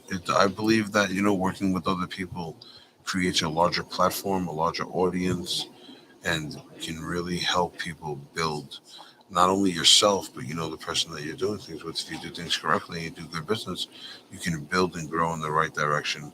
And what's meant to be for you is meant to be for you. And so it's either going to happen or it's not going to happen. So if you work hard, it's easier to make happen. But if it's not meant for you, no matter how hard you work, it's not going to happen. Besides 12 along, what was like a company that you worked with that you really enjoyed and would to go back and work with them again? I don't know if I would go back to work with them today with the way that the rules and regulations are in California. But pre Prop 64, when it was Prop 215, and I was working with Cali Kush Farms and those guys out there, those were some really, really good times, man. I mean, working outdoor cannabis festivals.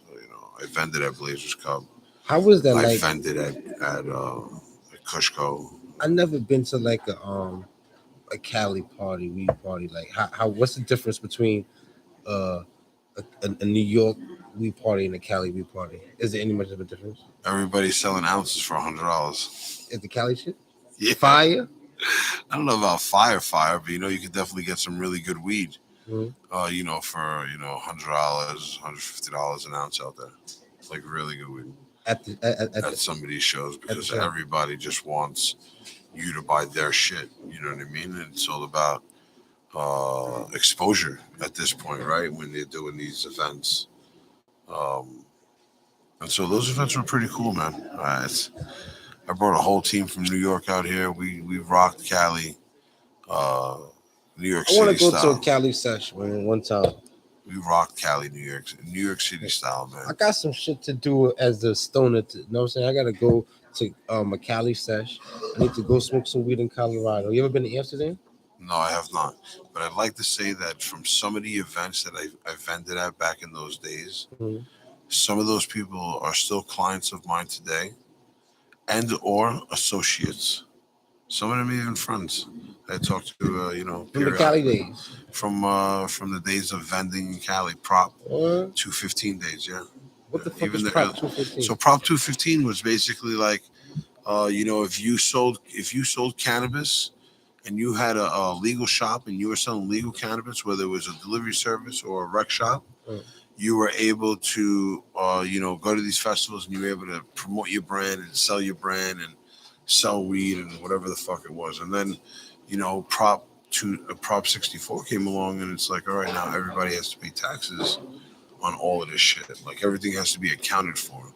You now buy weed. You now buy weed from a state licensed grower, so that we know who you bought it from too. Oh, you couldn't buy weed from the black market You grower. would know you couldn't No. buy weed no more from the, well, at least in it's. And now when you go into the sessions, you gotta Well, now what happened was that know everything that you bring in. then what everything that you happened was sell. that they also changed it from anybody who had a cannabis license could sell to only delivery services could sell, because if you had a license as a dispensary to sell cannabis, you were only licensed to 228 West 14th Street in Los Angeles. Mm. You're not licensed to sell in San Bernardino. You're Oh, not I get what you're licensed to saying. sell in fucking Santa Clara or San Francisco or Sacramento. That shit got restrictions on where you could go. Right? So now all of a sudden, all these big time brands who didn't have a delivery service but owned a store, like Cali Kush Farms, right? Now can't fucking go and do these festivals no more because they don't own a delivery service. They were in a black market delivery service. That's how I got to know them, through their delivery service guys. Black market is the best market. Listen, the black market's what's going to keep fucking America thriving. It doesn't matter what industry it is. That's why people be panicking, like, oh, what are you, what we going? I don't know what I'm gonna do in a dispensary. I'm like, nigga, you worrying about the dispensary gonna stop your money? That shit gotta close. Fuck the dispensary. Dispensary weed is nobody. First of all, you gotta notice that people in California don't even buy weed from the dispensary. So Listen, if I'll tell you this, the niggas right? ain't gonna buy dispensary weed out here. They gonna go every now and then. Why not just let everybody sell weed the way people are selling weed now, right? Even in the black market. Or you want to sell weed? You want to, just like a regular fucking candy store, just open up and fucking sell weed. Because what's going to happen is the guy who's been going to be able to survive is the guy who's been surviving the whole time. Mm-hmm. What do you care where the fuck he gets it from? What do you give a flying fuck? I'm going to pay you. But the problem is that they got to get paid from me. They got to get paid from you. They got to get paid from him. They got to get paid from him. And so 65 people have to be associated in the fact that you want to sell weed in fucking New York. And because they can't get all 65 people to pay them, corporate America, It's all a money game. you can't sell weed. It's all a money grab. That's some bullshit. Just let people sell weed. It's What feeding the a fuck lot do of you people. care? You're gonna get paid. Let them open up shops just like you open up fucking delis. Same way you let these people open up these fucking halal stands and these fucking fruit stands, whatever, pizzerias, whatever the fuck it is. Exotic snack stores. You just let anybody open Because exotic they don't snack want store. it. You know what it is? He sells exotic snacks. But you know what it is? They don't. I think the government just don't want to give the average minority a chance to excel. No, and you can't. They don't. They're not gonna You let can't. that happen. No. They're not gonna let Sonny, an average immigrant Sonny, or average Sonny, day-to-day Sonny, person Sonny, be able to sell weed Sonny, and let me make ask you a question. millions of dollars off that shit. Fuck If no. you don't need me, right, and we're not friends, are you gonna call me? Fuck no. So if you don't need the U.S. government, because you're obviously not friends, are you gonna call them? Fuck no. No, but the fact is that you need them. Why? Because you don't make enough money at your job. Maybe you have too many kids and rent is too high. Maybe you have whatever the fuck it is, you can't work and you're waiting for disability. Whatever the fucking case may be, Sonny, the majority of the people who are in the lower class, right? Because look, years ago we used to joke that the middle class was going to disappear, right? You're either going to be at the bottom of the rich, or you're going to be at the top of poor or dirt poor, right? And that's exactly what's happening here in this country and in this world. You're either going to be rich or sit in the pool of the rich, or you're going to be poor and you're going to sit in the pool of the poor. Cause I ain't even confront. Sometimes when I be driving around certain boroughs and shit, I be going to and I be like, damn, this shit is real poverty over here. Like it's really fucked up over here. The more the United States civilian needs to depend on the U.S. government for food stamps, for WIC, for EBT, for unemployment, for housing assistance, the more they have the control over the civilian, because you need them. You need them to live comfortably, I don't understand. or you're gonna lose everything and you're just gonna go bye bye. But you know, some people are just lazy. But the like to sign up for food stamps and public assistance, like this shit, they want too much information. Like you got to provide your whole life story just to get a little bit of money to buy groceries. Like you got two groups of people, and those groups of people are then broken down into three groups of people, right? You got people who make money and people who don't make money, right? And in the people who don't make money, you got the guy that doesn't know how to make money, right? He's unintelligent. You got the guy that has very bad luck. You know what I'm saying? And then you got the guy who's lazy and doesn't want to do anything. In the group that makes money, you got the guy that breaks his ass to get out there and goes to make any dollar that he can, runs to the bag. Right? That's the guy who's lazy, who doesn't want to get to the bag. Right? You got the guy that's got all the luck in the world. Right? Everything he does, it's like King Midas, as I was told. Everything that I touched turned to gold. Right?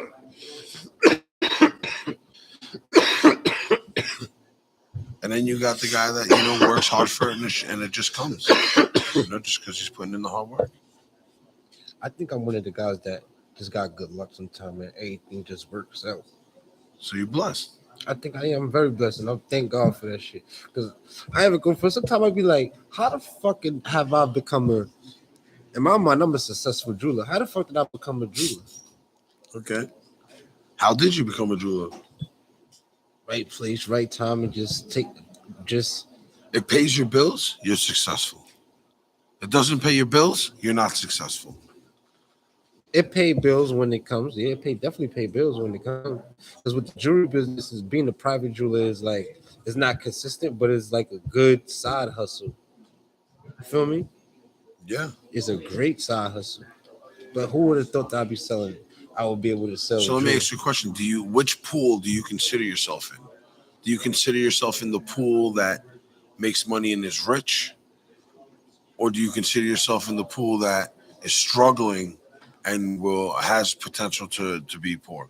You know what I'm saying? Is it considered in that poor class? Because like we said, there's no more middle class. Like right? Well, originally middle class. I'm poor. Originally middle class. We all be sitting in middle class here. I'm poor. Right? I don't want to be rich. Right? Just generally speaking, I'm not particularly speaking about one individual or any of the other. I don't want anybody to get insulted. I'm poor, and that's cool. So you consider yourself in the bottom half of the pool. Because I'm making money. I'm making money, but I'm not rich where I could afford not to go to work, or I could just afford to pay people to work for me.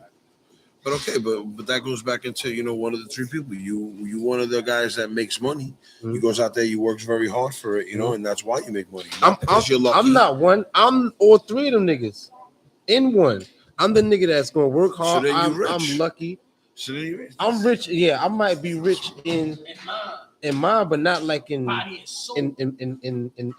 financial. That's the greatest richness you could ever have. That's cool because they said that it says that a camel got a better chance of making it through a needle eye before a rich man can get into heaven. So I don't want to be rich. I want to be comfortable. It said a rich man can't make it to heaven. That's what they say in the Bible. What we're talking about in terms of today's rich. So, Right. nigga, in today's It's rich, a different you mentality. need all Right? to be rich. Being in New York, rich in the year, 500 AD is a little different than being rich. people's today. rich nowadays. And that's why those terms, being rich with no money. I'm going to tell you this. Stanley says it all the time. You can be the fucking greatest person in the world. You want to change the world. You want to do all these good things for the world. You need fucking coin. You don't make no fucking money. You can't do nothing. First, you go make the money. Then you go and save the rainforest. Then you go and you save the fucking extinct animals. You're not happy in life? Make some fucking money. Watch how happy you become real quick. But money still Money don't make bring you problems happy. sometimes. Money what? Money still don't make you happy sometimes. Money what? Money bring Don't problems. make you happy all the time. No, you know what that is? That's the greed inside of you. No, Nah, money it's bring Telling you that the problems. money don't make I'm you just saying, happy. though. No, You know why? gotta Because got a that lot of money hope. is going to put you in better situations than you were in before. You Facts, never but felt then like you got- listen. That's why But listen, if you people got family and- they listen, you got overrate that family, statement that but if you says, got family- "Oh, money don't make you If happy." you got Yo, listen. family, That's though, fucking bullshit. No, money that's don't true. make you happy. But listen, Money don't but definitely listen, make me happy. If I got but a lot listen. of family, I gotta take care of. I'm Yo, not but just listen. bossing this shit down with You never everybody felt so like- everybody can be happy. What are you That's talking Yo. about, bro? But hold on, but Mo, What you you never talking felt about, like bro? what I'm trying to tell you. What you talking about? I'm trying to tell you. They say money don't make you happy. At the end of the day, money don't supposed to make you happy. Who says that? You supposed to buy. You supposed. I want to money know. don't For hold supposed on, to- hold on, hold on, hold money on, hold on, supposed to hold only on, be- hold on. Because I told somebody the other day that I was gonna treat this podcast like I'm not gonna let just people talking. I'm not gonna understand what they're saying. I'm just Yeah. gonna be like, okay, the fuck is you talking about? Go ahead. What you saying? I'm telling you, money don't buy happiness, man. First of all, who the It fuck could. is they? You said It could they if say. you have no bills and Hold on, responsibilities. hold on. Yeah. You said Depending on they how much say money you got, it could buy money don't happiness. make you How much happy. money you got? It Who the could. fuck is they? Who's they? People that don't make fucking money. That's who the fuck say that. Because anybody making money will fucking tell you that they happy. Or you may be sad at times. Maybe your mother died. Right? So why they say more You money, might be more sad at problems? times. So, Maybe you so why they fucking say maybe more your money, more dog died. problems? Biggie said that. So why they say Maybe more you money, got more into a problems? fucking car accident. But let me tell you something. Let me tell you something, Yeah, bro. but then if you got Without money, you are not finding fucking happiness. I don't give a fuck for you faking it. You faking it. Because today's happiness is not the same Lena. happiness Yo, as Sergeant. fucking 1900. So much money, and I still look out for niggas. Huh? But you understand that's how it's gonna go faster if you ain't really doing nothing productive with your money. But So we why ain't they talking say more about money, that. more problems than more? We're not talking about that. We talking about having money, bro. Like what's having money? We ain't even Having money is that you first off, the way you talking, you know you don't have money. No, I don't. What's Right? money? That's Yeah. What kind of money you talking about? say. That's the mentality approach, right? But As money soon is as you what? say, I'm thinking- I'm as talking soon about as you say, I millions. gotta That's worry about money, millions. you don't got money. I'm talking about millions. I don't got no millions. No, I don't. Whatever it is what I'm trying to say. Nah, Is it's that not whatever it is. if you Like, got we money, do hundreds of thousands of dollars. listen, Like, if you that's got nothing. money in life, you We making talking about money, millions. you're gonna be happy. Trust me. I was happy at one point here. Yo, so they said. So why they say more money, more problems? Then Because you that's happy true. Because you're making money. The more money you So you got, can't because be the happy more and people have you money, have telling, problems. or the more people you showing, Oh, no. and that's today's society's problem. Because the more money you got, the more money you want to show motherfuckers you got. Because you want to go buy yourself the 2022 Tesla to show motherfuckers you got it. You got to wear the Cuban link with all the But diamonds everybody not to like show that. motherfuckers you got it. Everybody not like that. So then that slogan don't apply to you. Not everything said in life applies to you or every situation that you got going on. No, but listen. Those scenarios apply to certain people who put themselves in certain situations, who took advantage of being in a situation. Listen, and that's how those slogans came to be. No, but listen. Sometimes when you start making this X amount of money, right? Yeah. The pressure of continually having to make that kind of money could They say become the money depressing. don't change, man. The money, it only change listen, you. You feel me? Because look, once you make a certain amount of money, your whole lifestyle change, right? So now you got more money, so now your bills become more. Now you have the pressure to keep on making this money because these bills got to get paid because now you done upgraded your lifestyle, and that take a toll on certain people. Because even though you're making money, you could still be depressed, be sad, and be droopy. All like, I know is this: the both of yous have only been talking about how you need to help the whole fucking world. That's not what we're talking about. What we're talking about is if you got money in your pocket and you go to the fucking store, right? But not even beyond that. Let's talk about beyond that. Let's talk about you wake up every day and you put a knot in your pocket and you walk outside every day and you got a knot in your pocket. Listen to me. Listen to me. We're talking about that money gonna make you happy. Because when you walk into a store and you like a hat, you're gonna buy it. When you walk into a store and you like a pair of boots, you're gonna buy them. When you like that shoulder bag, Mo, let me ask you a question. You never yo, Mo. Yes or no, but that's not my problem. This is what I'm trying to right? say. This is my and so money. for someone who don't got kids, right, that money don't bring happiness. I'm gonna tell you something else. That money that you talking about that you gotta share with your kids, when you making that money to share with your kids, you're gonna be happy because you're sharing it with your kids. Right. So what you talking about? You just said right. I'm talking about when I go to the store. When I go to the store, Listen I to don't me. just buy But this is what I'm saying though. Listen to me. You Listen never to me. felt like, listen, Mo. You hold know on. what you know exactly what I'm talking Let me about. ask you You a know question. exactly what I'm talking about. But You taking what I'm saying and you're trying to change it in a manner where, you know, what I'm saying is not right. What I'm telling you is this. What I'm telling you is this, my guy. If you make money in life, right? Because you drive a nice car. You drive a nice car, right? Your kids don't drive. Do they got nice cars? No. So why you got a nice car?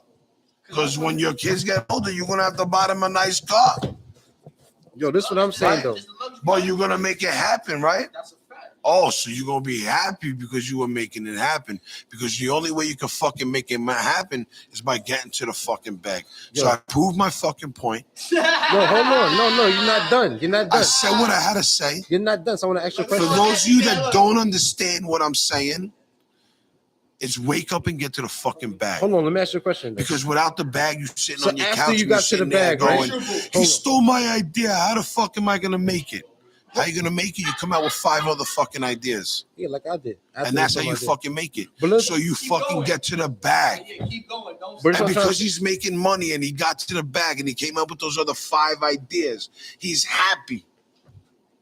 Even though he says he's poor, he don't understand the concept of poor and poverty. He's happy. I'm happy. I'm always happy. Because he makes money in today's society. But that's what I'm trying to say. Hold on, Mo. So you mean to tell me, right? You never felt like times was better, like you were like, damn, shit was better when you was a little bit more fucked up. Like sometimes times be good before when you going through the struggle. Like you appreciate the struggle. Like sometimes you had way more friends. Your friends was more genuine. You was doing other things that you couldn't do when you was before you got to the money. You know what it is? I'm not gonna lie, and I don't want nobody to get insulted. I'm not gonna lie, and I don't want anybody to get insulted. I'm not gonna lie, and I don't want anybody to get insulted. I really never had friends my whole life. No friends, really? I really never had friends my whole life. Why you say that? I've been alone my whole life. How you? Hold on. Everything I've done my whole life. Why you say you never had no friends? How you know never had no friends your whole life? How I know I never had no friends? No. I'm saying why you say you never had no friends? Why I said I never had no friends? Because where I got to today, I got to on my own. All right, that's cool. And I got to it on my own. You know how? Because I didn't go when my friends used to call me. My friends used to call me to go out and party. That to me was a distraction. So they're not my friends. You understand? My friends went to college, right? And then so they worked the first 10 years of their life to pay off the first 5 years of their life of freedom, or 4 years of freedom. That to me is not life. That to me is not living, right? And so I gave up times where hanging out with people and show people and be around people to grind and succeed in my life. Because if I was hanging out with friends, I wouldn't be where I am today. I'd probably be working a 9-to-5, miserable.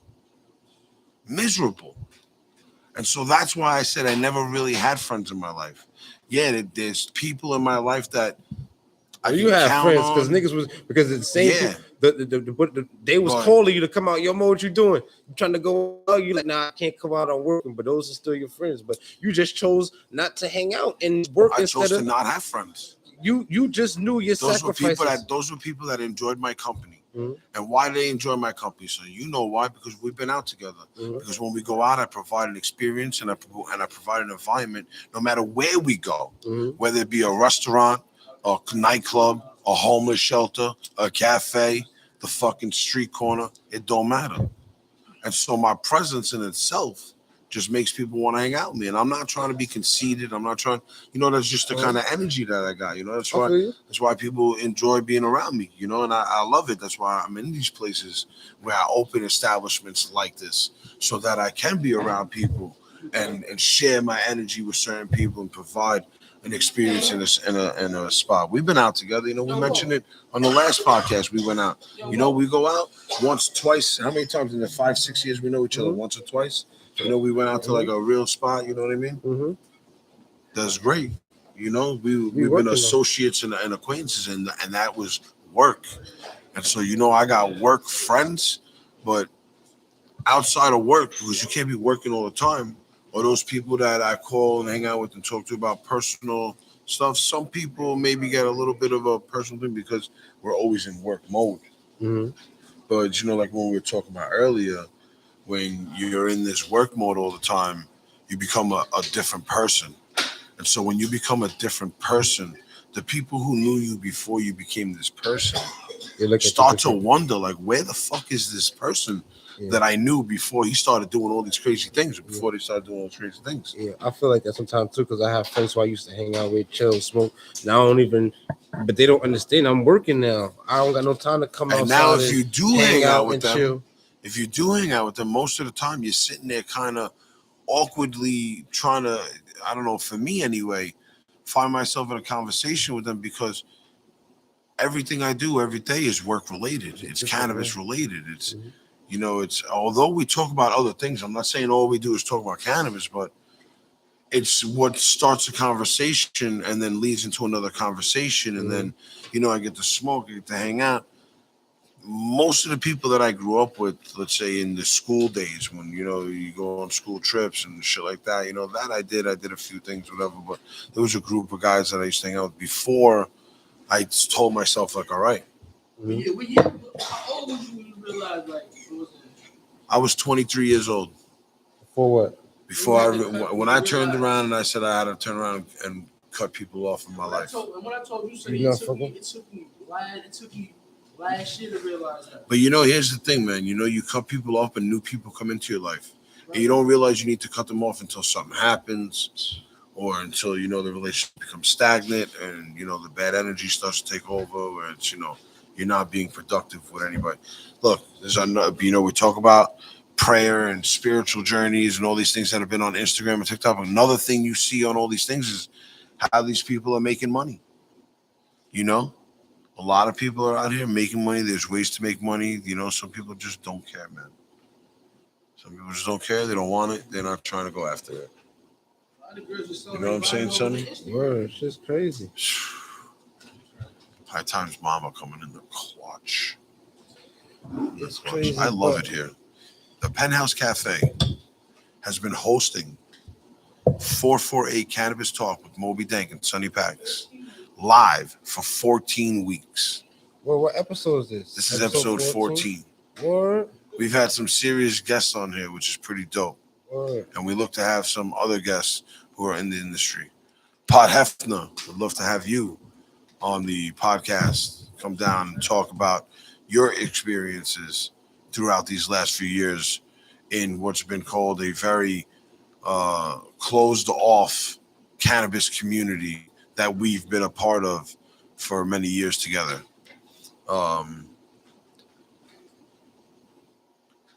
Dope, man. And you live not that far, right? I think last time we spoke, you said you were pretty close to here. So come by anytime you want. We had a packed house earlier tonight. Everybody left. It got nice and quiet. Yeah, this is how right? Sunny out. faded. Smoking the triple threat, the 3-headed monster. We got DJ Sizz in the fucking building. Sizz, what's good, my man? Yeah, we got to get you on the podcast one day, man. This is the DJ, man. Sizz is our residential Penthouse Cafe DJ. He's our house DJ.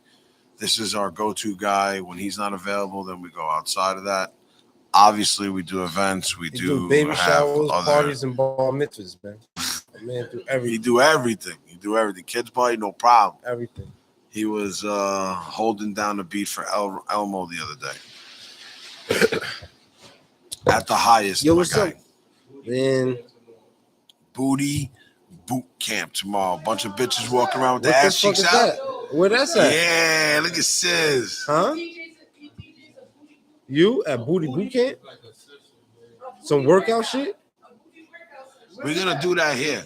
So the Penthouse Cafe has radiant floors. We're gonna host a hot yoga class. I want to work out. Yo, I hi, want to do Terrence yoga Mama. and meditate. You meditate? We got How we you have meditate? radiant floors here at the Penthouse Cafe. We're gonna host a yoga class.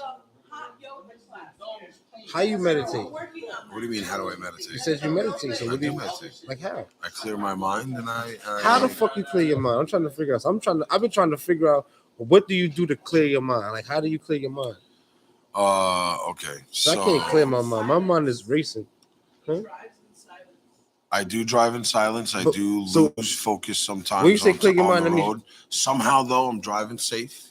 But next thing I know, I'm 4 exits past where I needed to go. when you say clear your mind, right? And when you get upstate by me, those exits become like 16 miles apart. When you say clear your mind, though, you mean you're not thinking of absolutely nothing? I'm thinking about absolutely nothing. I can't do that. I can't do that. I don't need these headphones. Either. It's I can't do crazy. that. I'm wearing them the whole time. I can't do it. So high, bro.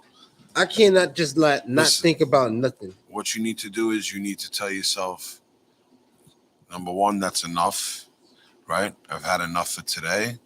I'd like to clear my mind. They said, right? I was watching something. They said and then that you just start fucking thinking about nothing. They said, right? I was watching I'm just saying. I was watching this documentary, right? And they were saying that you're supposed to take one day off of the week to do nothing that benefits yourself. Make no money. You're supposed to just take one day off and just relax. I don't know what kind of bullshit religion that is. No, I don't want to say bullshit. I'm sorry. I don't want to be rude. Listen to me. They even God took one day off. Look, to you rest. should be taking every day. Or Jesus. Every day, right? There's how many hours in a day? 24. How do you divide that evenly down the middle? What does that divide in? First, you gotta say how many hours you sleep first. No, how much time do you wake up? There's 24 hours in a day, broken down to 3 parts of the day. That's 8 hours per each part. You got 8 hours for sleep and rest, whether you're sleeping or you're just resting. You got 8 hours for work and 8 hours for family and prayer. 8 hours, yeah, right. That's proper delegation. But us, we can't delegate our time like that because we working for more than 8 hours. Our work starts as soon as we wake up. That's where the problem begins. My brother, Paks. get home safe. The problem you only work begins. for 8 hours? No. So it's impossible for us to only work 8 hours. No, and you know, like I said, sacrifice, right? So who is getting? What am I sacrificing? At that moment right there, I'm sacrificing family, right? Because I don't get to spend as much time with my family. I'm sacrificing my sleep. Mm-hmm. I'm sacrificing my personal time to myself. But I'm doing it for the greater good of that one day. I don't have to work 8 hours. Maybe I can work 3 hours. You know, and right now I'm not working 8 hours. I'm working fucking 16, 17 hours a day. I'm working at least 12 hours a day. You know what I mean? Because the moment I wake up, I'm already working. There's times I put my phone down for a half hour, an hour. You know, yeah, as soon as I wake up, I'm trying to say, as soon as I wake up, I'm working. Most days, my phone is already going off and waking me up. But I tried that on Sunday. On Sunday, I didn't do nothing. I tried. And I just sat in the house. I cleaned up. I did nothing that benefited myself. Everything I did, I went and got my dad food, got my nephew some food, took care of everybody else, make sure everybody was straight. No. And it felt kind of good. No, Sonny. You know what's gonna feel better? What? When you fucking take care of yourself after a long fucking week. I take care of myself all the time. Right? I try to take care of myself. No, you need that day, man, where you're just fucking chilling. You're just sitting down. Can't chill. Absolutely. The only way to do that, you gotta turn your phone off. You can't turn your phone off. I'm I'm trying to work. I'm trying to No, work you it can't out turn your where phone off. I'm trying to work it out where I'm doing 2 days consecutively of not work life, right? Because the first day is the one day to myself where I need to fucking rejuvenate. I need to re-energize. That's why they call it I a need week, to right? refresh. That's why they say they And call then it the a week. second day is for me to handle my life priorities so that I can continue to go on and then go back to work and be like, okay, I handled what I handled. That's why I work so hard. Now I can go back to work. But you know, they say that's why they call it a week, right? Because you work so hard Monday through Friday. By the end of the week, you tired, you weak.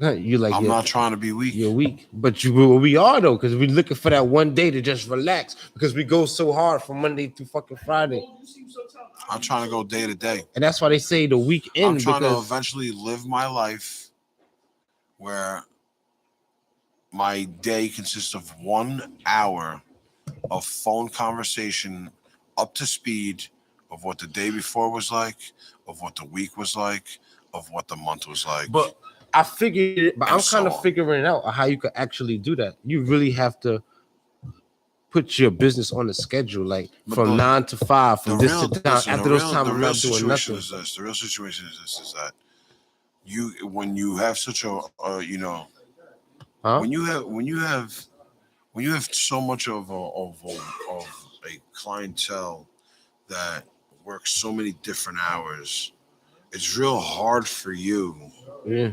as a wholesaler in any industry to be closed for more hours than you're open, because that's just you leaving the basket on the table.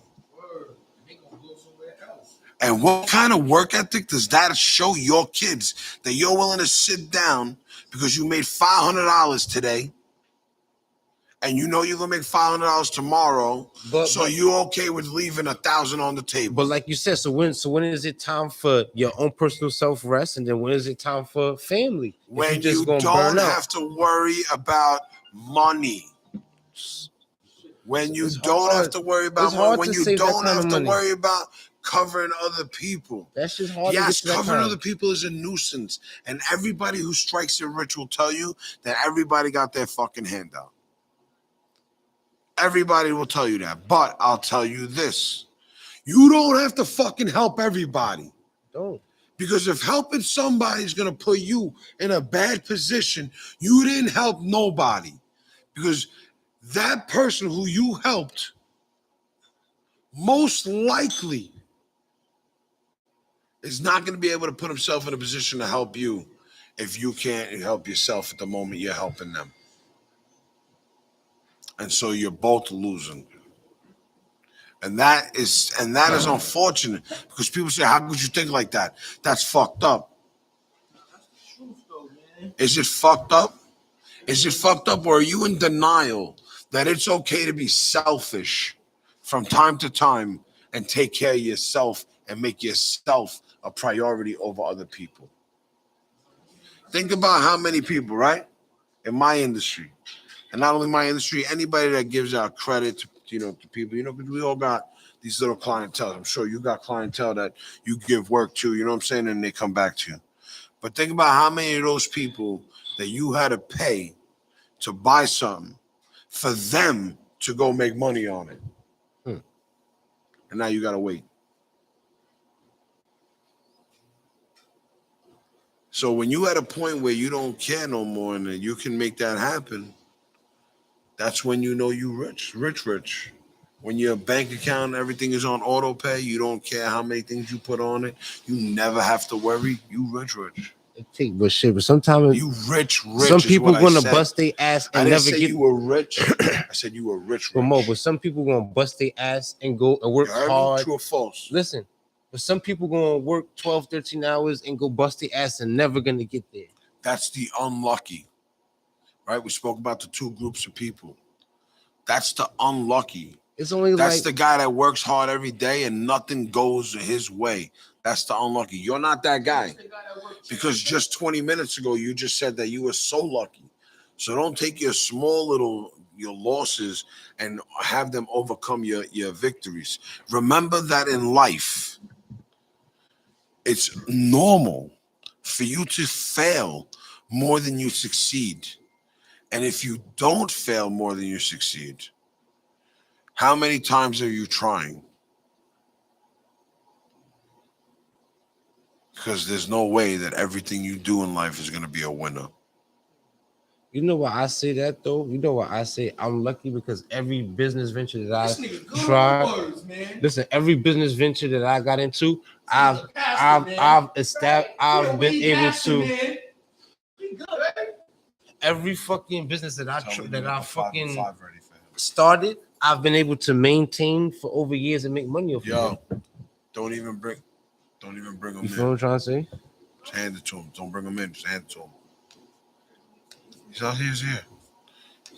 Got me talking reckless on a live podcast. Right. So fucking that's why I say I'm lucky. Everything my snack store.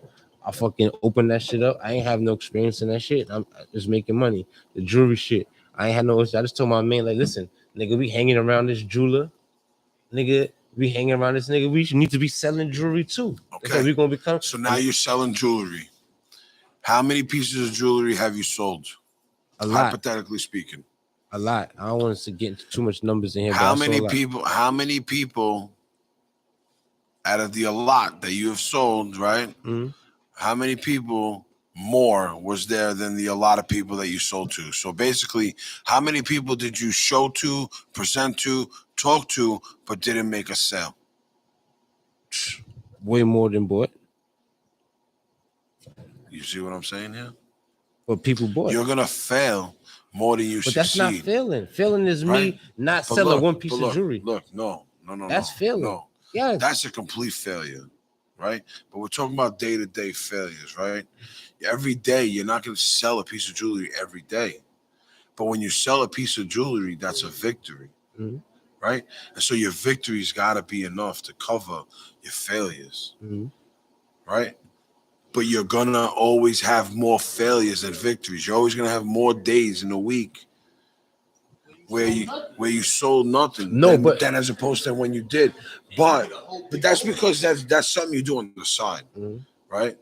But in the beginning, in every business you do, even though your business is a success, there's going to be more mini failures than many successes through that.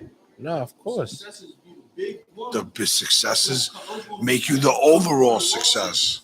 They got to cover the lawn, but you got to fail. It's like failing and saying, all right, I got it out the way. Let's go. You know how it goes. You might catch a success. That shit happened one day. That shit might hit 2, 3 more days. You know, like me. You know what I'm saying? But it covered, like you said, cover the losses because you can have another something. If you get a successful day one day, you might get that shit 2, 3 days. You know what I'm saying? That's how it might happen. And then, then you might go down to another 3, 4 days of losses. But not even a loss, just of nothing. Of nothing. Yeah. You didn't gain nothing. And remember that it costs money to do nothing. Word. You still got a lifestyle. Yeah. Your baby still got to eat, right? You gotta eat. Yeah. Gotta put gas in your car. Your baby mama got to eat, right? Everybody got to eat. You got to eat. I don't got. And I'm not even talking about like make money eat. I'm talking about like you got to actually eat food. No, I don't really even actually eat. I got to make sure they eat though. They got to eat. You got to make sure they eat. Before I eat, they got to eat. But it's only so many days that you can make sure that they eat that you don't eat before you have to eat. I mean, so some days you might gotta go starving so they can eat. What? Some days you gotta go starving so you can eat. Some days your baby mama gotta not eat. Yep. Oh, yeah, that means but the baby gotta always eat. The baby gotta always eat. Yo, but kids gotta always eat. Your kids don't look as good as you. Your kids don't look as fly as you. And your kids look like a mess. I'm trying to learn how to get rich, so I'm paying attention. I'm paying attention to rich people. You feel me? Like you're not successful people like you. So I'm trying to take notes. And you know how many failure projects I've done that didn't work out, cost me tons of money too. That's another problem. But failure, you know what it is though. When you failing in different areas of life that you're trying to do something different in, those suck. I Those had are my expensive. failures too. I had my failures too, like a lot as well. More failures with the weed shit and doing certain shit. Like I done did pop-up shops and nobody came. I done made merch and nobody bought it. Yeah, I done did shit in New York. I'm trying to say, like, yeah. I didn't have my shit coming. You feel what I'm trying to say? But in my mind, I'd be like, I look at that shit and I'd be like, it's gonna be a reflection because one day I'm gonna do some shit and this line gonna be around the corner. One day, but not only that, And one day, you feel what I'm trying one to day say? you're gonna have the opportunity to do that again, and you're already gonna know how to do it. You Mhm. know what I'm saying? And even if it's you redoing that thing that you already did, it's about timing, right? So if people can see and get to what you got, it's about being out there, and that timing maybe wasn't right for you. You know what I'm saying? Maybe the timing I be didn't put feeling as like many eyes on you. I'm ahead of my time. I don't think that you feel what I'm trying to say. I really feel like I'm ahead of my time. I'm That's ahead. good. Everything that I'm doing now, like I've been trying to do like 3 years ago, 4 years ago, for when I feel like shit that's going on now. I've been trying to do this shit, and the only person who will be there to verify is my homegirl because she was there the whole step of the way. Well, that's what we just said. I But just how? said that. Yeah, that's what he's saying. But listen, bro. If it's timing, right? It's just crazy. Like it's all about timing. But what if you're ahead of your time? What if you? How do you catch up with that? You can't catch up if you're ahead. You can't catch up if you're If already ahead. if someone you be like, damn, because you to know that somebody's ahead of the time, you gotta pay attention to them now and see what they was talking about, how it folds out a couple years from now. You feel what I'm trying to I say? mean, the thing is that you gotta sometimes first you gotta trust the process. And when I say trust the process, if you believe that you got something that is gonna be explosive in years to come, we're not talking about a strain like Ting, right? Mhm. We're talking about something that's really gonna impact the way people do things, no matter what it might be. It could be storing food, storage containers. It doesn't matter, right? If you got that vision, you gotta eat a lot of no's before you get to the yeses, Mm-hmm. and there's still gonna be a lot of no's throughout those yeses, but eventually those yeses will they'll drown out the no's where you won't even hear the no's anymore. Mm-hmm. And that's something that you can't let anybody influence you on. You can't just hear a no and say, okay, fuck it.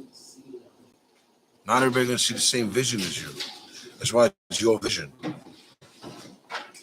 We know the hard thing for some people. Sometimes people be having vision, right, and have a good vision, but just don't have the financial backing to try to convince people into. Like I remember before I got with 12 Alarm, bro, I used to reach out to so much people, like to try to work with people and like pitch ideas and nigga won't take it, nigga won't fuck with your idea, but then go behind your back and steal it. Like even besides the weed company, like even with events that I was doing, like niggas have stole my event ideas, did events behind my back. That's how that game will go, though, bro. You feel me? Look how many niggas, like, you gonna see how Balenciaga stole Aces. But what I'm trying to say, but even with the stealing shit, right? But what if this idea was my chance or my opportunity to change my life or even take my company to the next level? But now somebody else, now it's back to the drawing That board. means that it wasn't your chance. Nah, but what that means is that it wasn't your chance. It wasn't your opportunity. It wasn't your time. Because if it was your time, it would have happened. Feel me? I feel you. And so, what is your time is that you're working with 12 Alarm Fire. Yeah, What is your my time is now. is that your strudels is being presented to the world. What is your time is that you dropped monkey seeds and dropped chuckles and are proceeding to do other strains, and that will lead to other doors with people who want to do work with you in this industry. So this is your time. Do not squander it by thinking of a time that wasn't yours, because you can't change that shit.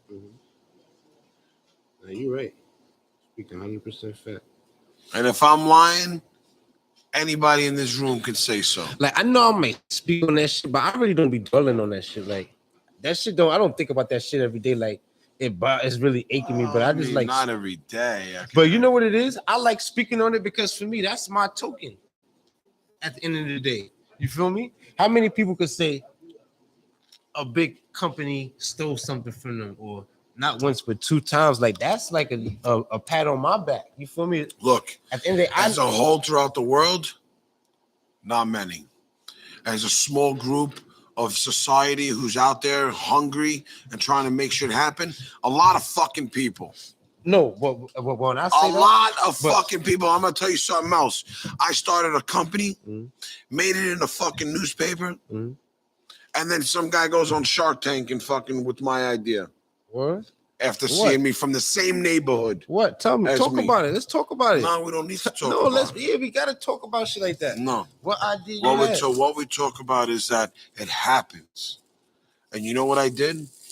Not to make it look like I was copying him. I just did something else. And me doing something else has led me to here again, Sonny. You see what I'm saying, brother? So fuck whatever happened. They say in Spanish, para adelante, right? Para adelante, para adelante, para. I'm so fucking. Like I said, I don't dwell on it, but like I said, Mo, look, you the originator, right? Like in New York City, like on the motherfucking Mount Rushmore or the goats in New York City, like you there, like you know what I'm trying to say? And then there's the next generation, which is me. I'm the next generation, right? So I'm in this next generation because you just overseeing and watching everything that's going on with this generation, right? Yeah, but I gotta make sure that this generation don't fuck up my shit. All right, now listen. Now that's what I'm trying to say, right? So now you sitting back and you watching the generations and you watching other people who helped you, other people in the group who built this shit, potentially run my shit to the ground. Support the bullshit. Some not supporting it, some with it halfway in it, right? So now I'm the new school nigga, right? I'm the who's gonna be you, right? One day. One day. You feel what I'm trying to say? So now, like, hopefully I'm around to see that day, Sonny. Yeah, you are. May God bless you on your journey. You are, right? And now, so now, like in my era right now, I'm coming up where it's the fucking what's going on with the gumbos, the this, the that, the that, and then we're just coming up with everybody just want to have everybody else's brand. Almost felt like you didn't have a spot for yourself, a space for your own self. Because it's not like, and it's probably like only a couple of brands in my generation. The truth is that sticks to their brand. Like I'm probably like you ain't really gonna catch me too much with. Everybody different. I'm not chasing for the latest streams to have on my menu. You feel what I'm trying to say? I'm not doing that. So Jane West wants to know what this is doing for 420. She wants to know. You know, done. Pull up. Dope. What I've thought about doing was, and this is just a thought. So hold on, look, real quick. This Saturday we're supposed to get a nor'easter, but if it doesn't snow. If it doesn't nor'easter on our asses, let's have a snowstorm here. The Penthouse Cafe, it's open at its second location in Far Rockaway. This Saturday, January 29th, you can catch us all there at Far Rockaway. You have to DM the Penthouse Cafe or Mo.B Dank or Sunni Paks Premiums to get the info and the deets on the second location of the Penthouse Cafe. So like what I was saying, right? So now my generation, right, where I'm coming up with everybody and all these other brands in New York City, they looking up to these brands. They looking up to Big Al, Jokes Up, and this, that, and the fourth. But these niggas is stealing from me. They're borrowing money from their mommies, right? These brands that niggas is looking up to, they stealing from me. They all, and the proof is in the pudding. I got the proof to put it. You feel what I'm trying to say? So I use that shit. That's my accolades. That's my accolades. So I'm like, nigga, Big Al, them niggas stole my shit. Jokes Up, them niggas stole my shit. I'm the only nigga probably in New York City who really grinded his way and got to collab with a company and had to pay for it. Besides doing the dick rider shit that niggas be doing. Like, I got my shit all off for hustling and putting in work and having good relationships. These niggas use their money. So that shit all just be, that's what I'm trying to say, nigga. I'm like the the unsung goat of the new generation. I'm the leader of the new schools. I'm showing niggas how to really put on and stick to your brand and do what you gotta do, and that shit actually gonna pay off if you just do what the fuck you gotta do. You can't say you are the leader. You can say you are a leader. No, I am the no. I'm the leader. There's I'm other claiming people myself. doing the same shit. Who? Listen, there's a lot of people. There's a lot of people. No, it is putting people on. Like take a guy like myself. It is right? not Take for free though. Not what for free. What you mean? A lot of these niggas ain't gonna put niggas on. You gotta pay to get put on. You know how many people I put on for free? I know, but and then I'm not try saying, to go on to do their own thing. I'm not saying that, but thinking I'm saying, that they knew everything. That in they our were better generation, than me, that they're smarter than me in this listen, industry. So you the old I've been generation. doing this since I'm fucking 12 years old. You the old generation though, Mo. 12 years old. You the don't old fucking generation. believe me? In this generation, motherfuckers on fucking Bay in this Parkway generation, and 60th in this Street. new generation, right? That just launched like in 2017, 2018. This new weed shit that's going on, nigga. Only way you getting put on is if you pay. A lot of niggas wouldn't be on if they didn't pay for the collab. You was doing that shit for free back then. They used to do that shit for free. Look, all I know is that I really didn't start getting any collab recognition with companies until I moved back to New York and started working exclusively with Turtle Pie Co. When I started working with Turtle Pie Co., they gave me an opportunity to partake in my, in becoming a partner in another brand.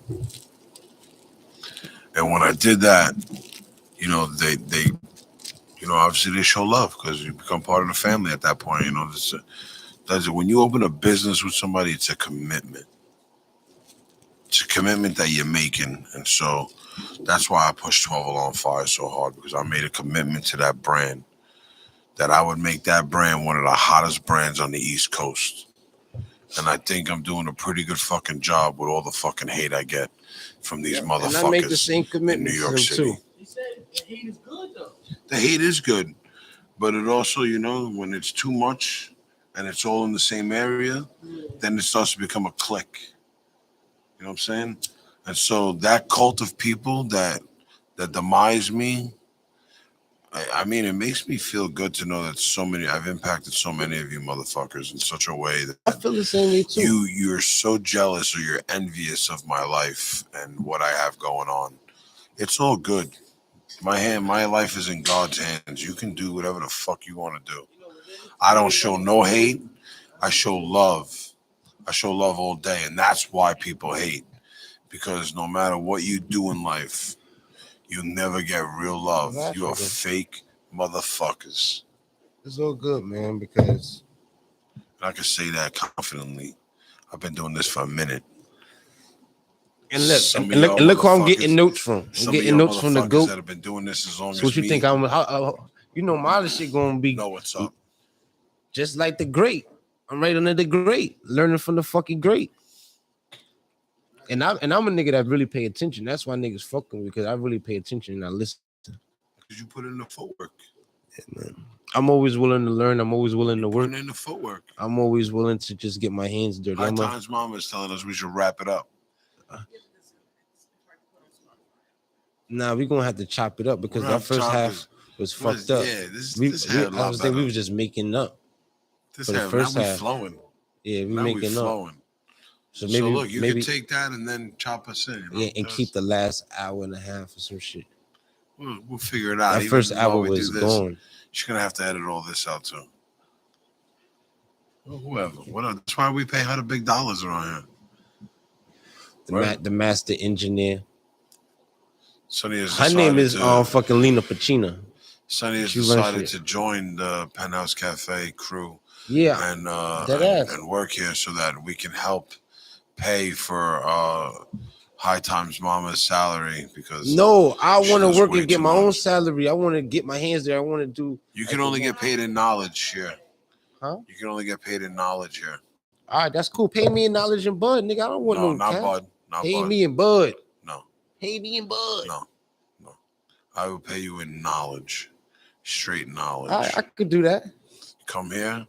We could chop it up all day, Pick your brain, how to get rich. all day for free. So I need to ask you something. Like, what the I fuck you usually think? charge What do a you lot of think money I'm? for What them. do you think I'm not doing right? What do you think You I'm don't not wanna doing? know. Sometimes I'll be. You don't want to know on the I really live. do want to know. Not on the live. Huh? You don't want to know on the live. All right, so no. What do you think that I should be doing to make my brand bigger? Like, what do you think What do I that? think? Because you know what I feel like? I feel like it's something that I'm missing to really take me to that next level. I'm not working with 12 Alarm is gonna get good, but like as far as like popularity wise, I don't know. You know, I really don't know. I got my platform because I did a lot of those underground shows when they were exclusive. You know, when not everybody was able to go to them. so you Before caught the there good was a show times. every day. You caught the You good know? times. Now everyday shit just like who It's cares? so watered down. You know, but that's what happens in these industries. It becomes so watered down, just like in New York, the cannabis industry became so watered down with all these companies coming through. But now look, we're in 2022. I want to see how hard some of these companies who got all that little bit of fucking glory I fame ain't gonna lie, bro. from some celebrity fucking hype.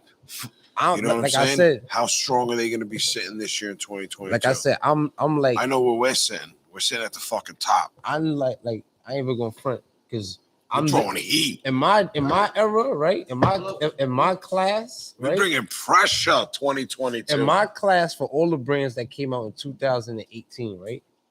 A lot of them niggas ain't here no more. I can say, yo, I survived the times, bro. My brand survived the times. The Runts wave, the Gumbo waves, and I'm still here.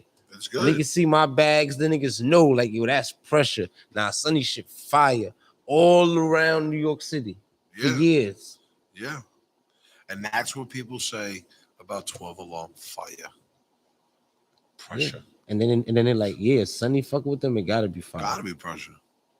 And that's what happens when you collab with certain people. That's why And you start collaboration is doing good. work with certain people who are putting in the same effort, if not more effort than you. What are you doing? And if people do get a collab and do get the opportunity to work with a company, I would love to smoke a whole blunt. if you do get the opportunity to work with a company, right, and they working with you out of love, right? Like, make sure you take advantage and you do what you're supposed to do, man, because I really do be appreciating what y'all be doing for me, what 12 Alarm be doing for me, because I know that shit costs money, and that shit, you don't have to do that shit. So I make sure I put that shit on my fucking back. On it. Sonny works.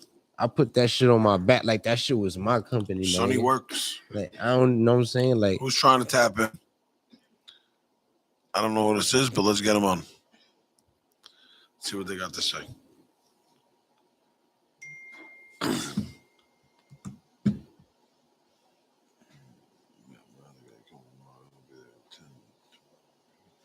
oh, you must have jumped off. Anybody want to tap in for this last little 15, 20 minutes that we on this we're about to motherfucker? jump off. We're just chilling. We'll take a call. Accident. No doubt, man. I mean, listen, you could have jumped on. We could talk about anything you want. We You don't even gotta show your face. We don't care. I'm picking the brain of the boss right now.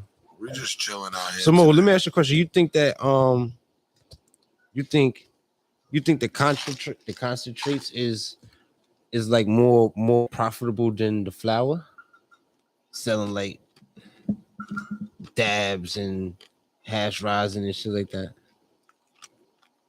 Yes or no?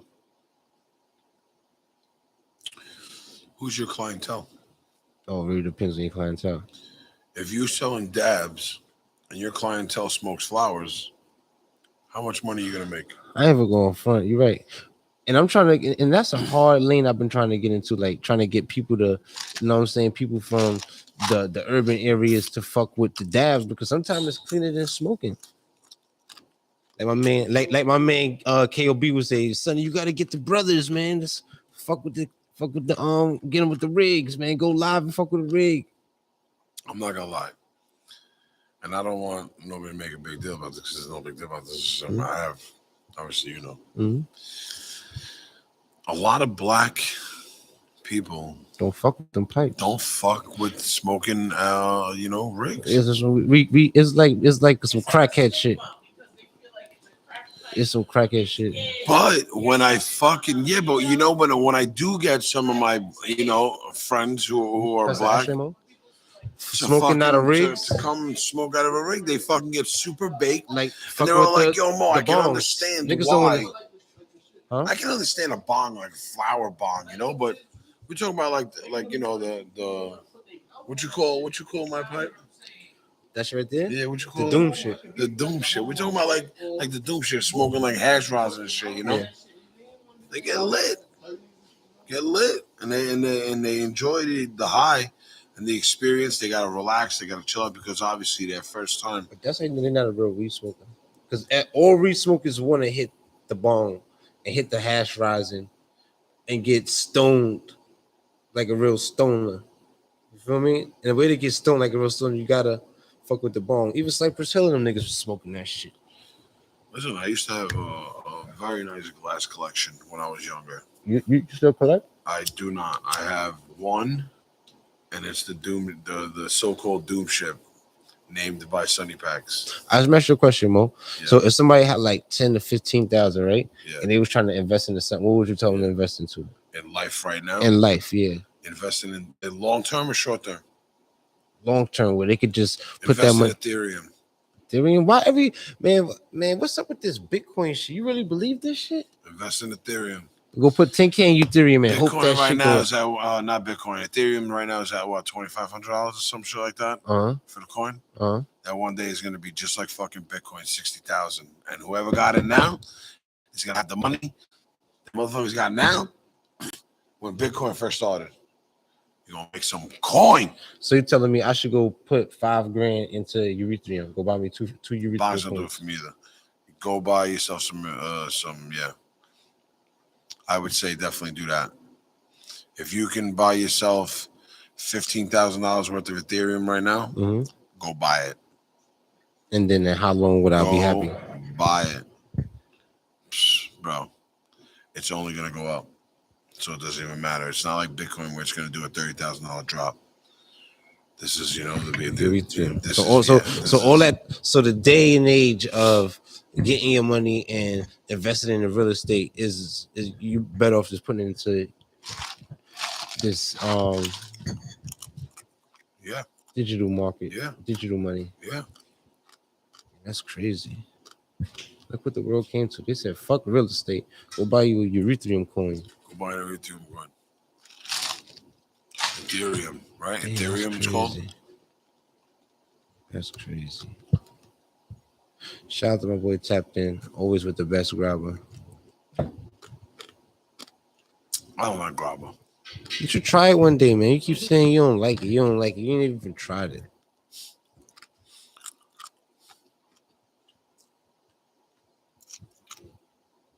I have tried grabber. Who rolled it for you, though? I rolled it myself. That's why you didn't like it. You gotta let a professional do it. Anybody just can't just be fucking with this shit. I don't like grabber. I don't like Fanta. I don't like. I used to love Fronto. For some reason, the Fronto leaf is fucked up. I don't like the Fronto leaf. She used to be good. They started selling Fronto leaf here at the cat. Yeah, that's shout out to my boy Pocket Packs. I'm very picky with my Fronto leaf. StoneNerds.com. StoneNerds with a Z.com. Check them out. Check out on IG Stoned Nerds Official. Stoned Lookbook. Obviously, the Penthouse Cafe. You can follow me, Mo.B Dank, MO.B. Dank. Sunni Paks. This is Cannabis Talk. 448 Cannabis Talk. Live from the Penthouse Cafe in Brooklyn, New York.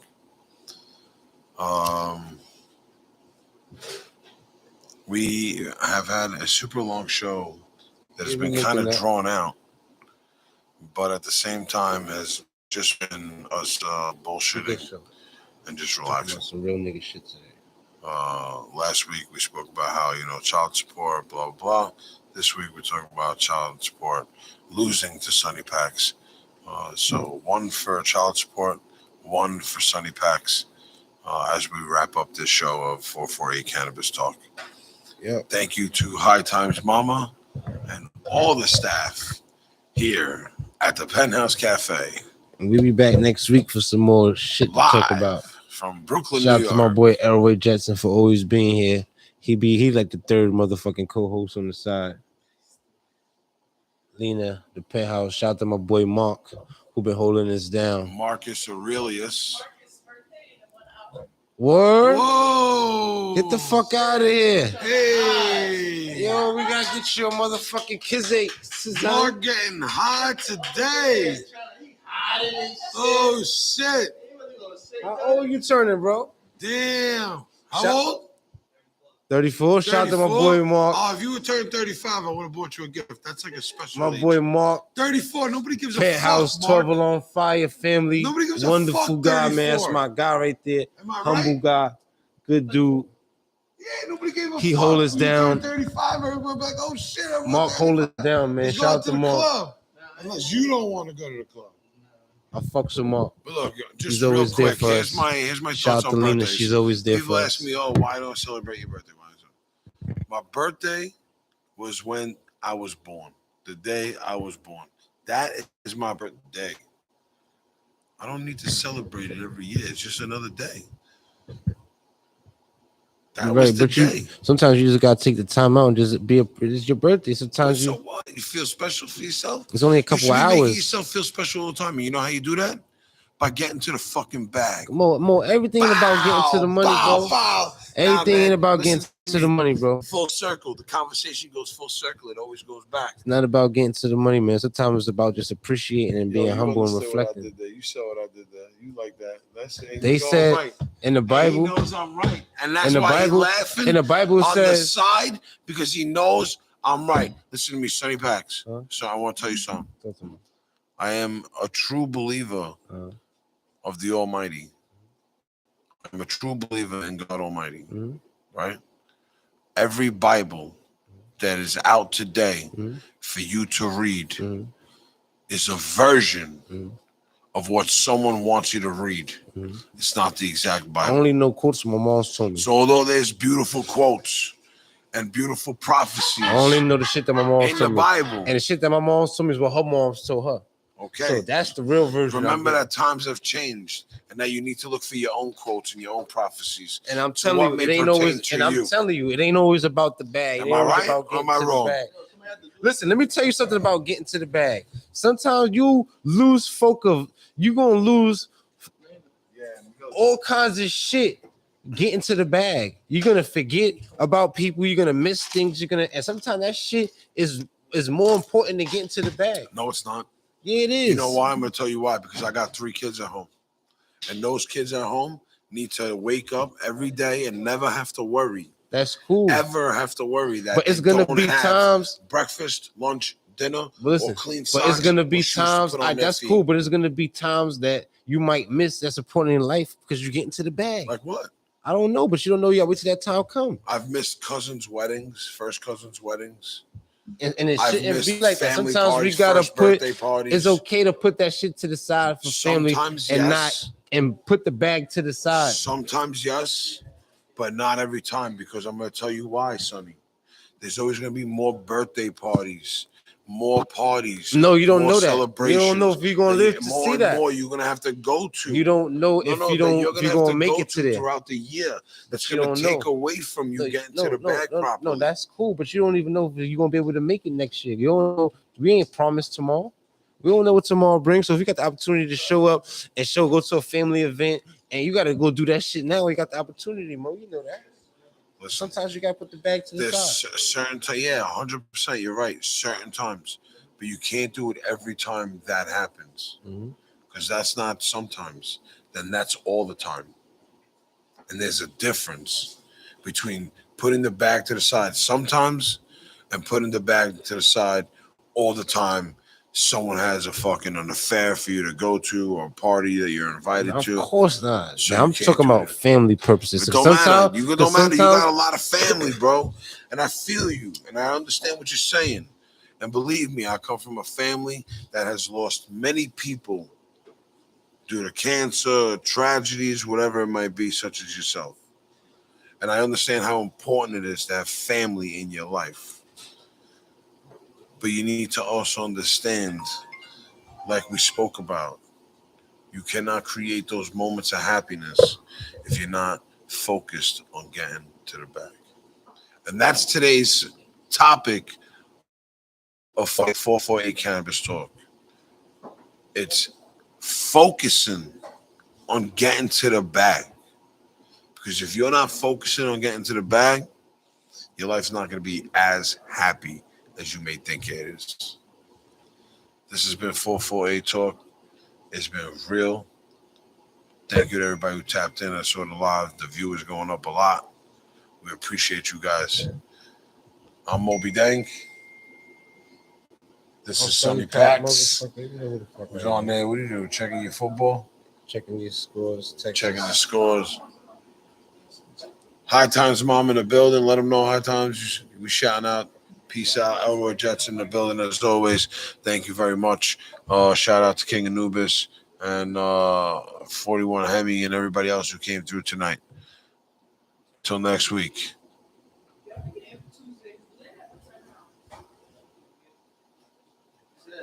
Keep going. Gotta keep going. Keep going. We gotta fucking keep going. The time you stop, that's when shit start going. And you like, what? Why you stop? Oh, yeah. Look, longer than 2 hours, right? Nah, I ain't gonna hold you. It's been like Later. that lately. Another nigga was saying I was about to hit drop. He was like, yo, what the fuck on? They got me past the hour on this shit. Instagram shit is ridiculous.